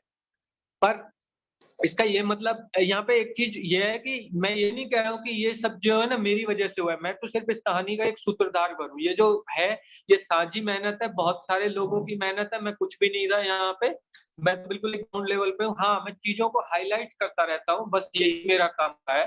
बाकी चीजें पता नहीं, बहुत सारी चीजें तो मुझे भी नहीं पता, किसी ने नोटिस लिया और उसने कर दिया, हालांकि वो हमारे खाते में आ गया जैसे हुई है, एक तरह से अच्छा हो रहा है। पर एक चीज दूसरी ये भी है कि इसका ये मतलब नहीं है कि सब कुछ जो है वो सॉल्व हो गया है, चुनौतियां अब खत्म हो गई हैं, ऐसा है नहीं। दिल्ली की सीमा पे है तो जंगल को बचा के रखना, वो भी इतनी प्रभावशाली रियल एस्टेट और खनन कंपनियों से जो कानून आपके अनुसार अपनी योजना नहीं बनाते बल्कि कानून को अपनी योजना के अनुसार बनवाने की हिम्मत उनके अंदर होती है। ये बहुत चुनौतीपूर्ण है। हर रोज जो है चुनौतियों के साथ ही हमारा सामना होता है और हर शाम को ना एक नई चुनौती होती है अगले दिन के लिए। पर ये काम जो है मैंने अपने सेल्फ सेटिस्फिकेशन के लिए शुरू किया था तो अच्छा लगता है, खासकर अब जो है और कोई ऑप्शन कोई मोटिव बचा भी नहीं है इस चीज को छोड़ करके। और सबसे ज्यादा मैं थैंकफुल रहता हूँ अपने बाबा गुदड़िया दास, जो हमारी वो इंस्पिरेशन है या हमारी जो वो शक्ति है कि उन्होंने इस कार्य के लिए मुझे चुना, और उन सभी लोगों का आभार हूँ जो हमेशा मुझे सपोर्ट करते हैं। और चलते चलते ना एक छोटी सी अपने ऑडियंस से मैं बताना चाहता हूँ कि एक दशक से लंबी इस लड़ाई में मेरे जो सबसे कारगर हथियार रहे थे, एक, मैंने इस कार्य के बदले में कुछ एक्सपेक्ट नहीं किया था कभी भी, तो इससे मुझे जो भी मिला कम या ज्यादा, गलत या सही, उसने कभी भी मुझे हतोत्साहित नहीं किया बल्कि आगे बढ़ने के लिए ही प्रेरित किया। दूसरा, कभी भी हमने ना अपना जो ओवरऑल कॉस्ट था उससे ज्यादा मैंने कभी किसी चीज को महत्व नहीं दिया, यहाँ तक कि खुद को भी। तो इससे ये रहा कि मेरा अगर इस वजह से कोई नुकसान हुआ तो मैंने उसको अपने एक्शन का रिएक्शन भर माना। इससे मेरे अंदर ना बदले की प्रवृत्ति नहीं आई कि मैं अपने बदले में, अदरवाइज मैं बदले में चला जाता तो पता नहीं इसी में लग जाता और एक्चुअल कॉस्ट जो है ना वो कब का छूट जाता। और बाकी जो आप लोगों ने, खासकर सेंचुरी नेचर फाउंडेशन, बिट्टू जी और रेक्स वाली जो टीम है, आप सबका बहुत बहुत धन्यवाद। Thank you. बस इतनी सी स्टोरी है छोटी सी।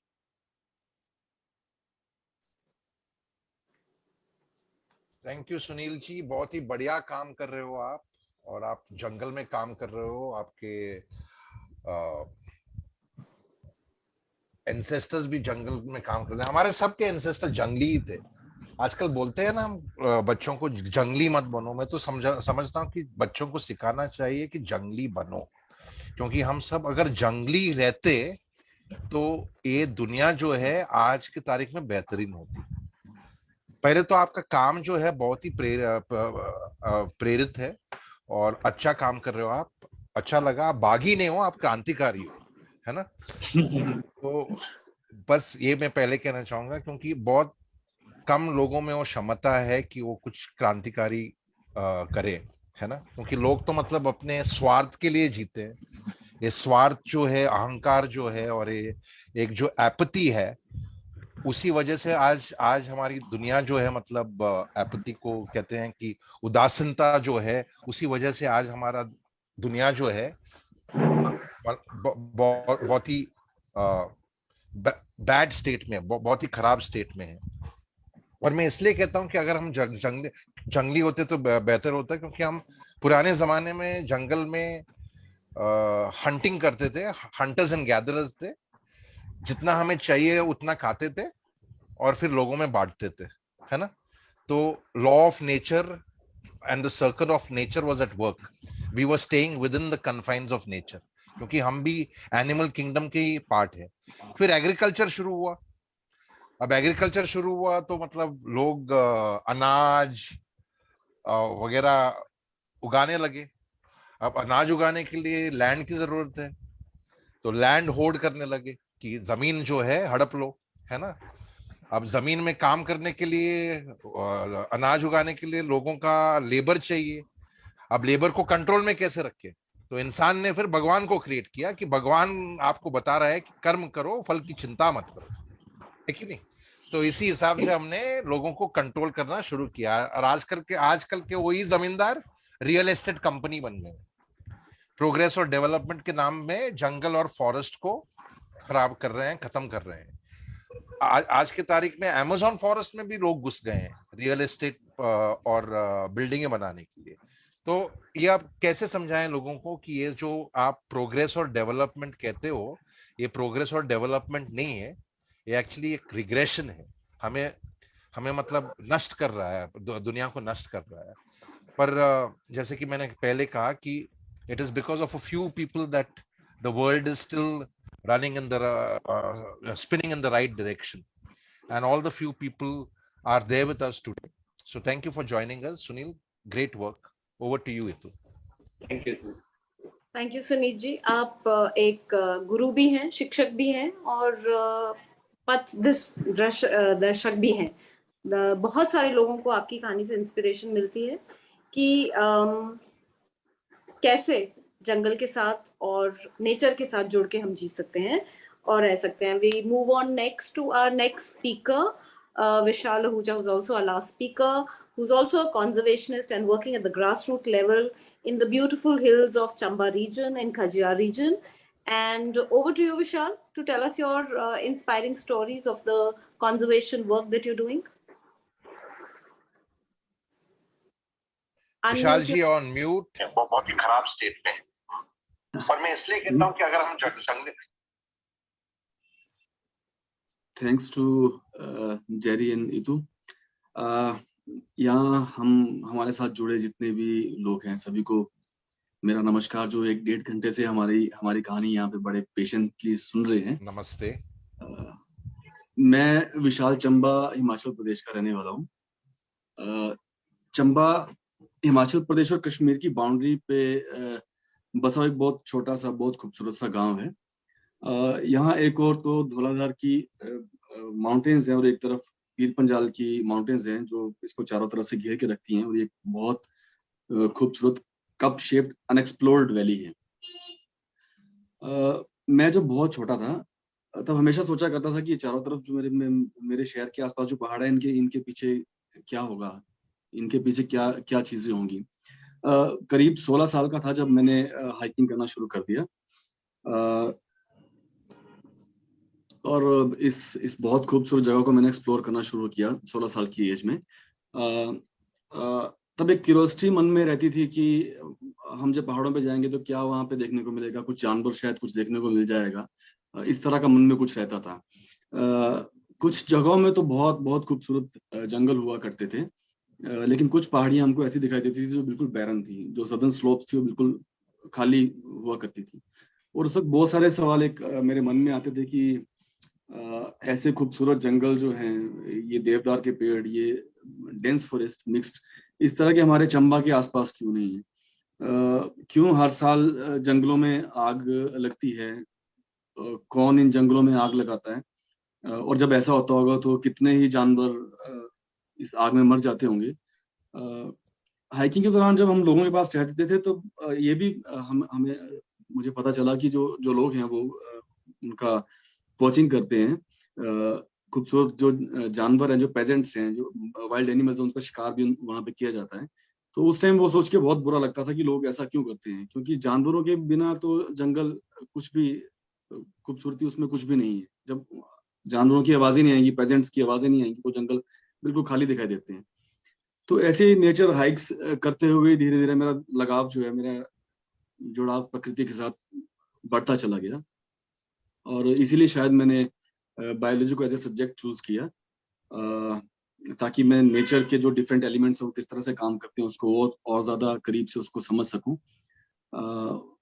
मेडिकल से मैंने अपनी ग्रेजुएशन कंप्लीट की, उसके बाद बीएड करा, और बॉटनी में मास्टर्स करने के बाद मैं स्कूल में एक शिक्षक के तौर पर मैंने पढ़ाना शुरू कर दिया।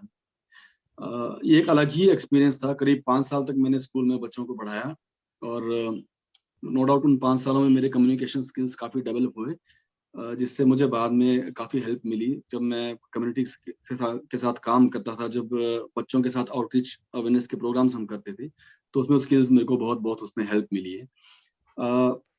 स्कूल में टीचिंग के दौरान भी मेरा एक यही प्रयास रहता था कि मैं बच्चों में वो चीजें ला पाऊं, उनमें उनको नेचर के प्रति संवेदनशील बना पाऊं। पर लेकिन स्कूल का एनवायरनमेंट एक लिमिटेड रीच रहती है, आप एक लिमिटेड बच्चों के साथ आप बात कर सकते हैं, उसके बाद आपको सब्जेक्ट के बारे में बात करना पड़ती है।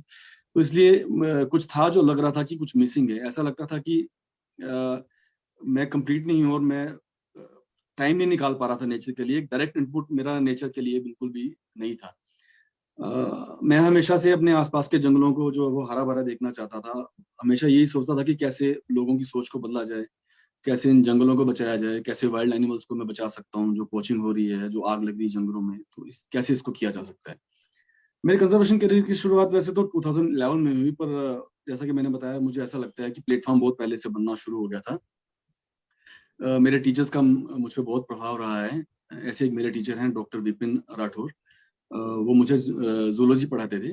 उस समय वो हिमालयन ब्राउन बियर्स के ऊपर अपना पीएचडी का काम कर रहे थे, और बहुत बार मुझे उनके साथ कुक्ति वाइल्ड लाइफ सेंचुरी, यहाँ पे एक बहुत खूबसूरत सेंचुरी है, वहां पे जाने का मौका मिला, और वहाँ बहुत अच्छा लगता था।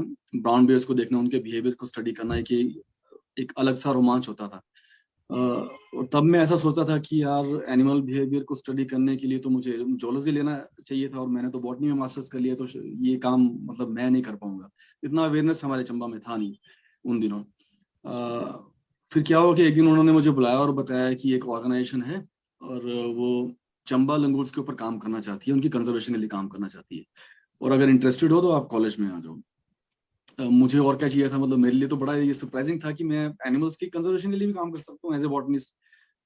मैं नेक्स्ट डे वहां पे गया, और मुझे नहीं पता था कि आने वाले वक्त में मैं प्लांट्स को भी कंजर्व करूंगा और एनिमल दोनों के लिए मैं कंजर्वेशन के लिए काम करने वाला हूँ। अगले दिन मैं कॉलेज में गया, वहाँ मुझे मार्टिन और तारिक मिले, वो मेरे टीममेट्स थे, और उन्हीं ने मुझे बताया कि जो ये चंबा लंगूर्स है, ये एंडेंजर्ड है, मोस्ट एंडेंजर्ड प्राइमेट है, और एंडेमिक हैं, और ये पूरे वर्ल्ड में सिर्फ चंबा वैली में पाए जाते हैं। चंबा वैली जो कि चंबा से लेके कश्मीर तक फैली हुई है। तब मैंने रियलाइज किया, और मैंने उसको रिकलेक्ट किया अपने थॉट्स को, कि जब हम हाइकिंग करते थे हमने कभी भी लंगूर्स को जंगल में नहीं देखा है। कॉल्स तो सुनी है, बर्ड्स की कॉल्स हम सुनते रहते थे, लेकिन लंगूर्स को नहीं देखा है। कितना घंटे कितने दिनों हम जंगल में घूमते थे, लेकिन लंगूर्स वहां पे नहीं दिखाई देते थे। हाँ, हमने उनको देखा है कहाँ पे, जो एक डलहौजी एक बहुत फेमस टूरिस्ट स्पॉट है, तो वहां पे कभी गार्बेज बिन्स के आसपास या जहाँ कभी कूड़ा कचरा फेंका होता था, तो वहां पे लंगूर्स के ग्रुप्स वहां पे हमको दिखाई देते थे, और तब हमें नहीं पता था कि वो एंडेंजर्ड है और इस तरह से। खैर अप्रैल 2000 में मैंने जूट आउटरीच ऑर्गेनाइजेशन के साथ एज ए रिसर्च एसोसिएट काम करना शुरू कर दिया, और 2013 में तारिक ने पीएचडी करने के लिए चला गया, और 15 में मार्टिना चलेगी, और उसके बाद फिर मैं यहाँ अकेला रह गया, तो बहुत थोड़ा सा एक शॉक्ड हो गया कि अकेले इतना बड़ा काम है, मैं कैसे कर पाऊंगा। और तब जो डॉक्टर संजय मुल्लू, वो एग्जीक्यूटिव डायरेक्टर है हमारे जू आउटरीच ऑर्गेनाइजेशन के, उन्होंने मुझे बहुत सपोर्ट किया। उन्हीं की सपोर्ट और गाइडेंस से आज मुझे करीब 10 साल हो गए सॉरी काम करते हुए कंजर्वेशन के लिए। इन पिछले 10 सालों में हमने चंबा वैली में चंबा सेक्टर लंगूर की जो डिस्ट्रीब्यूशन मैपिंग है उसको स्टडी किया है, पीपल प्राइमरी इंटरेक्शन को स्टडी किया है, जो प्राइमरी रेडर्स हैं जो फसलों को खाते हैं, जैसे लंगूर्स हैं, ब्लैक बेयर्स हैं, मकैक्स हैं, पोर्कुपाइन्स हैं, इन सब का रेडिंग बिहेवियर ने स्टडी किया है, क्रॉप डैमेज को असेस किया, जो लोगों की फसलों का जो नुकसान होता है उसको हमने असेसमेंट किया है, Khajjiar corridor wild life sanctuary की जो डिस्ट्रीब्यूशन है प्लांट्स की उसको स्टडी किया, और जो फ्रेगमेंटेड पैचेस हैं उसके साथ उसको कंपेयर किया है, लंगूर के फीडिंग हैबिट्स को भी स्टडी किया है, और जो कंजर्वेशन थ्रेट्स हैं उसके लिए नियर फ्यूचर में उनको भी हमने स्टडी किया है। और इस सब से हमें लंगूर्स के बारे में एक बेसिक इन्फॉर्मेशन तैयार करने में मदद मिली है। इसके अलावा एक आउटरीच का पार्ट जो है हमारा बहुत मेन रहता है। इसमें बहुत सारी एक्टिविटीज हम आउटरीच की करते हैं, जिसमें हमने स्कूल के बच्चों के लिए अवेयरनेस प्रोग्राम्स किए हैं, मैगजीन्स डिजाइन किए हैं, फॉरेस्ट ऑफिसर्स के लिए बॉटनाइजेशन टूर्स किए हैं, जहां हम उनको जो यहाँ की यूनिक जो प्लांट स्पीसीज उनके बारे में बताया है। जो टूरिस्ट गाइड्स हैं खजियार कालोटो वाइल्ड लाइफ सेंचुरी में जो काम करते हैं, उनको हमने अवेयर किया, उनको गाइड किया। ये जो चंबा लंगूर हैं, ये ब्रॉड लीव्ड ओक और जो पाइन फॉरेस्ट है उनमें ज्यादा पाए जाते हैं। 1500 मीटर्स के ऊपर जो जो एरिया वहां पे ज्यादा पाए जाते हैं। तो प्राइमरीली ये जो है वो लीफ ईटर्स हैं, और कुछ मात्रा में वाइल्ड फ्रूट्स को भी ये खाते हैं। इनका जो बड़ा आकार है और जो इनकी जो बड़ी होम रेंज है, उसकी वजह से ये जो सीड्स को है काफी दूर दूर तक डिस्पर्स कर सकते हैं, और इस तरह से जो फॉरेस्ट की जो नेचुरल रिजनरेशन है उसमें डायरेक्टली कंट्रीब्यूट करते हैं। हिमालयन लंगूर प्रोजेक्ट जो मेरी लाइफ का उसने एक अलग सी उसको दिशा दी है, और वो सब करने के जो सपने मैं बचपन में देखा करता था वो इस प्रोजेक्ट की वजह से पूरे हुए हैं। लेकिन अनफॉर्चुनेटली इनका नंबर जो बहुत कम रह गया है। करीब 500 के आसपास जो इंडिविजुअल्स हैं वो मैच्योर इंडिविजुअल्स इसके फॉरेस्ट में बचे हैं, और अभी भी इनकी अगर कंजर्वेशन नहीं की गई तो इनकी संख्या जो आने वाले टाइम में और ज्यादा कम हो सकती है। पिछले 10 सालों में जो एक्सपीरियंस, नॉलेज और इन्फॉर्मेशन जो हमने गेन की है, उसके बेस पे हमने 2012 में एक रिबिल्डिंग प्रोजेक्ट हमने शुरू किया, जिसमें हम खजियार कालोटो वाइल्ड लाइफ सेंचुरी के आसपास के जो डिग्रेडेड फॉरेस्ट पैचेज हैं और जो वाइल्ड एनिमल्स के जो नेचुरल कॉरिडोर्स हैं उसको हम बचाने के लिए, उसको रिस्टोर करने के लिए हम कोशिश कर रहे हैं। इस तरह से हम गाँव के लोगों की फसलों का नुकसान भी कम कर पाएंगे, और जो वाइल्ड एनिमल्स हैं उनके कॉरिडोर्स को भी बचा पाएंगे, उनको सुरक्षित रख पाएंगे, और आने वाले टाइम में भविष्य में ऐसा माहौल हम एक तैयार कर पाएंगे जहाँ पे इंसान और जानवर जो आपस में वो मिलकर रहें। पिछले कुछ डेकेड में जो चंबा के जंगल है उनमें बहुत ज्यादा बदलाव देखने को मिला है। ह्यूमन एक्टिविटीज है, जैसे फार्मिंग है, हॉर्टिकल्चर है, टूरिज्म डेवलपमेंट हुआ है, हाइड्रो इलेक्ट्रिक पावर प्रोजेक्ट्स यहाँ पे आए हैं, रोड कंस्ट्रक्शन हुआ है, इलीगल एक्सट्रैक्शन होती है प्लांट्स की। उसकी वजह से जो फॉरेस्ट जो पहले से ज्यादा फ्रेगमेंटेड है और डिग्रेडेड हो चुके हैं, और जो भरे पूरे जंगल हुआ करते थे पहले, वो अब छोटे छोटे फॉरेस्ट पैचेस में बदल गए हैं। जैसा कि हम जानते हैं कि जंगली जानवर इंसान एक दूसरे से दूर रहना पसंद करते हैं, और लेकिन अब आजकल के परिदृश्य में उनको ना चाहते हुए भी एक दूसरे का सामना करना पड़ता है। जहाँ कभी जंगल थे वहाँ फार्म्स हैं अब, और जो नेचुरल कॉरिडोर जो डिस्टर्ब हो गए उसकी वजह से वाइल्ड एनिमल्स को एक जंगल से दूसरे जंगल में जब आना होता है तो बीच में उनके फार्म लैंड्स उनको क्रॉस करना पड़ता है।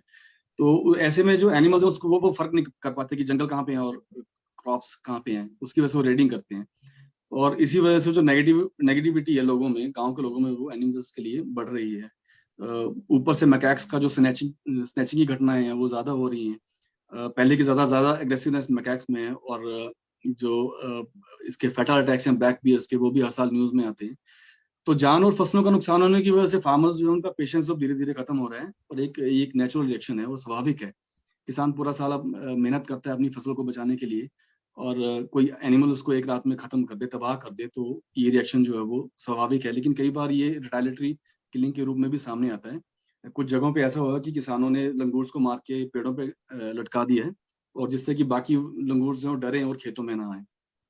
तो अभी इस सिचुएशन में ये बहुत ज्यादा जरूरी हो गया है कि जो किसान की फसलों को नुकसान हो रहा है उसको बचाया जाए, और साथ में जो जंगली जानवर हैं उनको भी बचाया जाए, क्योंकि अगर जानवर नहीं रहेंगे तो ऑब्वियसली जो फॉरेस्ट हैं वो भी नहीं रहेंगे। कोई भी कंजर्वेशन वर्क है वो बिना लोकल जो कम्युनिटी है उसकी पार्टिसिपेशन के बिना उसको करना बहुत बहुत मुश्किल हो जाता है। इसलिए मैं खजियार कालोटो जो सेंचुरी है उसके आसपास जो गांव बसे हैं उनके लोगों के साथ मिलकर, जो यूथ ग्रुप्स हैं उनके साथ मिलकर इन डिग्रेडेड फॉरेस्ट पैचेस को और इन कॉरिडोर्स को दोबारा से रिवाइल्ड करने के लिए काम कर रहा हूँ। हिमाचल प्रदेश फॉरेस्ट डिपार्टमेंट है वो हमारे को बहुत सपोर्ट करता है, पिछले 10 सालों से बहुत ज्यादा हमें हेल्प कर रहा है। और पिछले साल मानसून में सभी की हेल्प से मैंने करीब 700 के आसपास जो नेटिव वाइल्ड फ्रूट्स हैं उनके ट्रीज को मैंने लोगों के फार्म्स के आसपास और फॉरेस्ट लैंड में लगाया है। और आने वाले समय में हम पंचायत के साथ मिलके, जो फॉरेस्ट डिपार्टमेंट है उनके साथ मिलके, गांव के लोगों के लिए, स्कूल के बच्चों के लिए आउटरीच एक्टिविटीज हम करने वाले हैं, अवेयरनेस के प्रोग्राम्स करने वाले हैं, ताकि हमारी आवाज जो है और जो हमारी सोच है वो और ज्यादा लोगों तक पहुंचे। और जैसा कि हमने सोचा भविष्य में हम जानवरों को, वनों को, गांव के लोगों की जान और उनके माल का नुकसान है उसको हम कम कर पाए, और आपस में वो सब लोग जो है वो मिलजुल कर रहे हैं। यही मेरी एक छोटी सी कहानी थी, और आप सभी को बहुत बहुत धन्यवाद जिन्होंने बहुत पेशेंटली हमारी कहानी को सुना है. Thank you.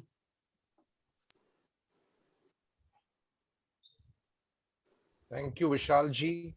Brilliant work that you're doing, and so happy that we curated all the grassroots heroes today, right?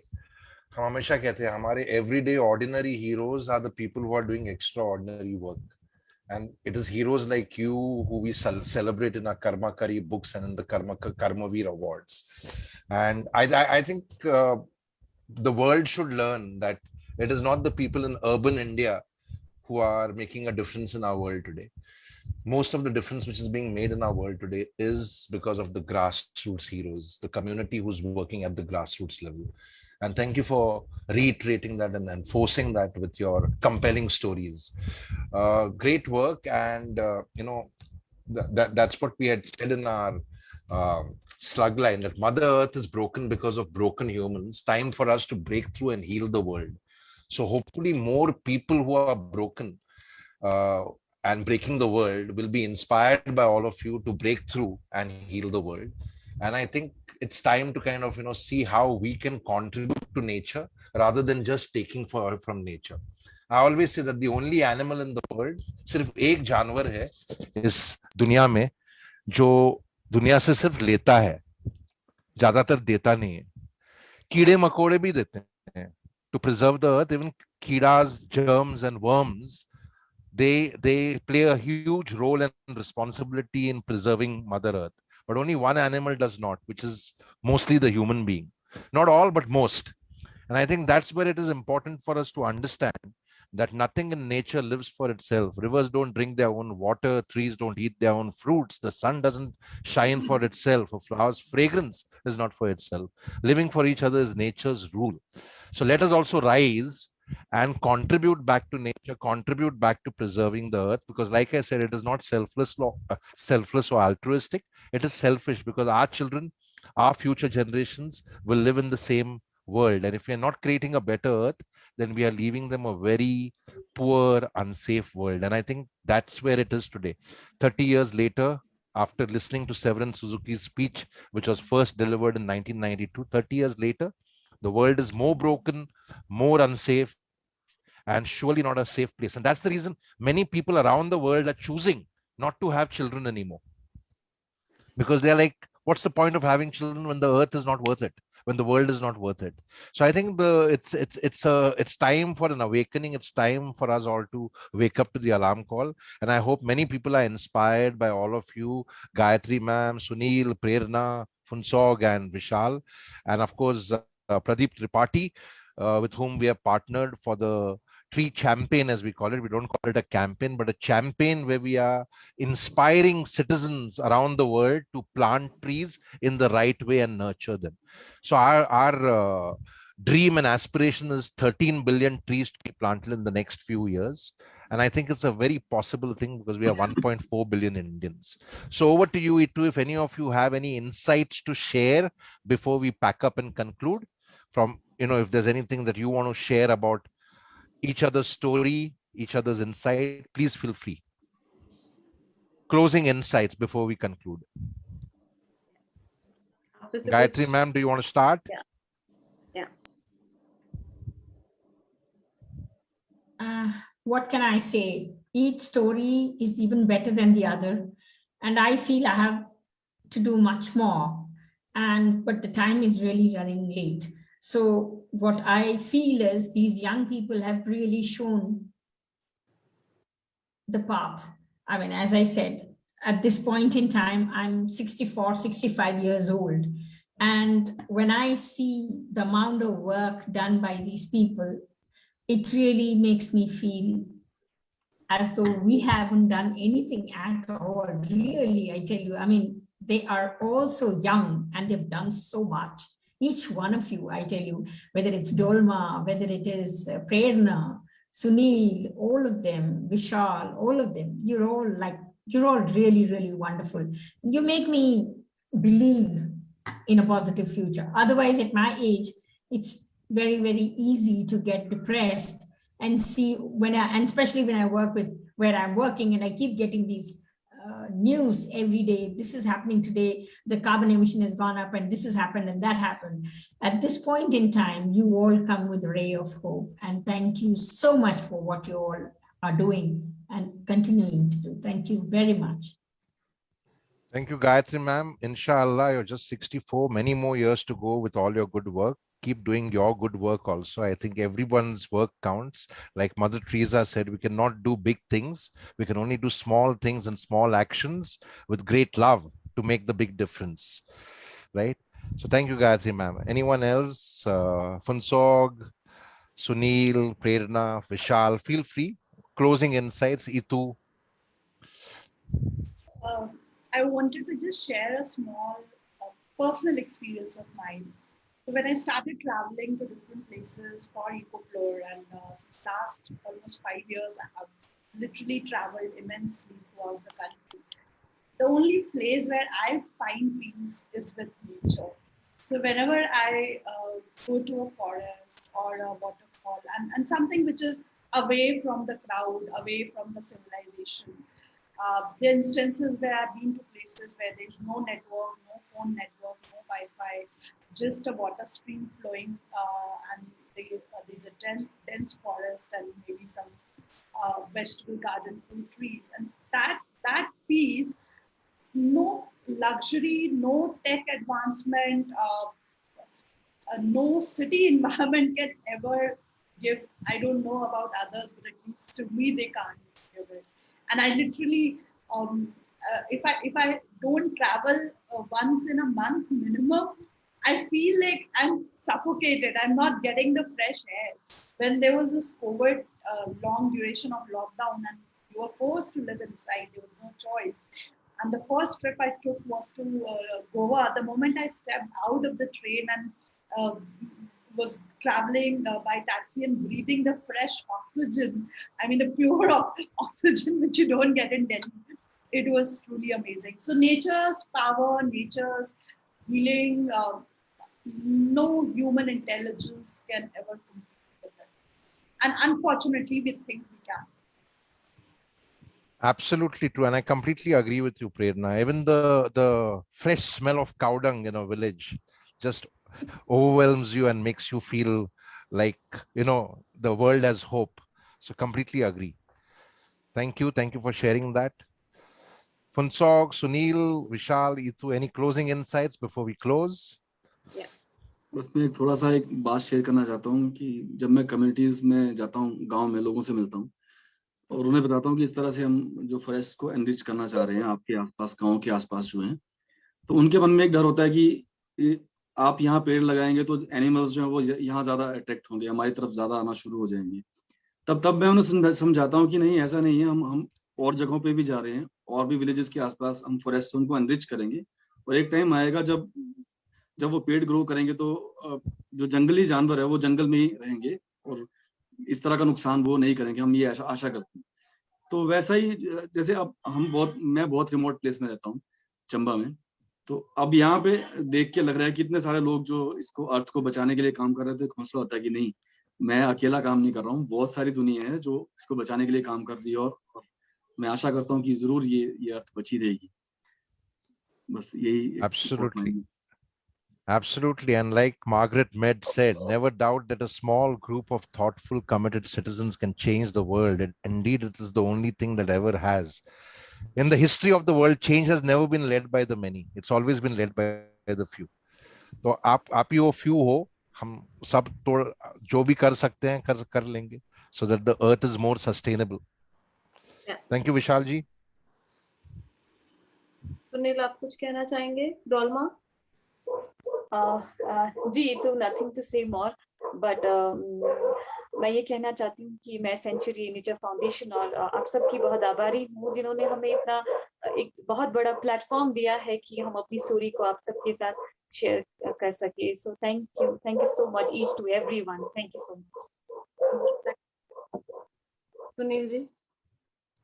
Actually मैं ये कहना चाह रहा था कि यहाँ पे अभी जैसे थोड़ी देर पहले बात चल रही थी, जनरली मैंने एक बदलाव देखा है 2003 में जब मुझे याद है जब माइनिंग यहाँ पे बंद हुई थी ना, तो एनसीआर के एरियाज में जितने भी न्यूज़पेपर थे वो सब लिखते थे कि अब जो है ना माइनिंग बंद होने से 5 लाख लोगों के सामने रोजगार, इतने लोग जो है बेरोजगार हो जाएंगे, इसमें प्रॉब्लम आएगी। उस पॉइंट ऑफ व्यू से उस टाइम पे न्यूज लिखी जाती थी। अभी एक लंबे टाइम के बाद मैंने जो देखा है कि आज की डेट में जब कोई ऐसी खबरें आती हैं तो भले ही कुछ भी हो, लेकिन मीडिया का अटेंशन, खासकर लोगों को अब जो है रोजी रोटी रोजगार से ज्यादा एनवायरनमेंट की प्रॉब्लम आती है। तो मतलब एक सोशली जो मेंटेलिटी जो चेंजेस है ओवरऑल वो आ रहा है, और इसकी वजह बहुत सारे लोग, खासकर जब हम ऐसे किसी प्लेटफॉर्म पे आते हैं तो हमें दिखता है कि डिफरेंट डिफरेंट एरियाज में बहुत सारे लोग हैं जो इन चीजों को इम्पोर्टेंस दे रहे हैं। और अब जो है सिचुएशन पहले जैसी नहीं है कि हम एकदम, हालांकि जो है मतलब जरूरतें बहुत ज्यादा बढ़ गई हैं, लेकिन विकास से ज्यादा हम सस्टेनेबिलिटी में भी बिलीव करने लगे हैं और इन चीजों को समझने लगे हैं। तो अगर और जितने लोग जितने ज्यादा समझेंगे, हो सकता है कि आने वाली जनरेशन इसको समझे और एक बड़े बदलाव को हम अचीव करने में कामयाब। Very true, Sunil ji. Thank you. Excellent. Great words of wisdom. Thank you. You can close, and thank you to everybody who's joined us in the audience. Over to you, Itu. Yeah, I'd just like to say that, thank you so much for all the work that you're doing to make our earth a better place. कहते हैं कि अगर इंसान को दुनिया में से निकाल दिया जाए, ह्यूमन स्पीशी को, तो दुनिया बहुत जल्दी अपने ग्लोरी में वापस आ जाएगी. So let us not be that thing, let us not come to that. I wish ये कर सके हम, क्योंकि अर्थ की ग्लोरी का टाइम आ गया है कि अब इससे ज्यादा डिग्रेडेशन नहीं हो सकती. And nature is real God, and हम लोग रेक्स करमवीर पे और हम पर्सनली भी, Jerry and I, believe that nature is God, and there's nothing above nature. And I'd like to quote the words of Jane Goodall at the end, that you cannot get through a single day without having an impact on the world around you. What you do makes a difference, and what you leave to decide what kind of difference you want to make is up to you. So let's be the change champions of change, as we call it, and let's give our little bit and leave a legacy behind of a better world. Very true. Because we can't change the world, we can only change ourselves. A simple mantra is I change to change our world. With that, thank you so much. Namaste, and thank you Gayatri ji, Funsog, Sunil, Prerna, and Vishal, Pradeep Tripathi, and of course Bittu Sehgal and Itu for putting it all together. Thank you so much, and have a great evening and have a great weekend. Thank you so much. Thank you. Namaste. Bye. Namaste.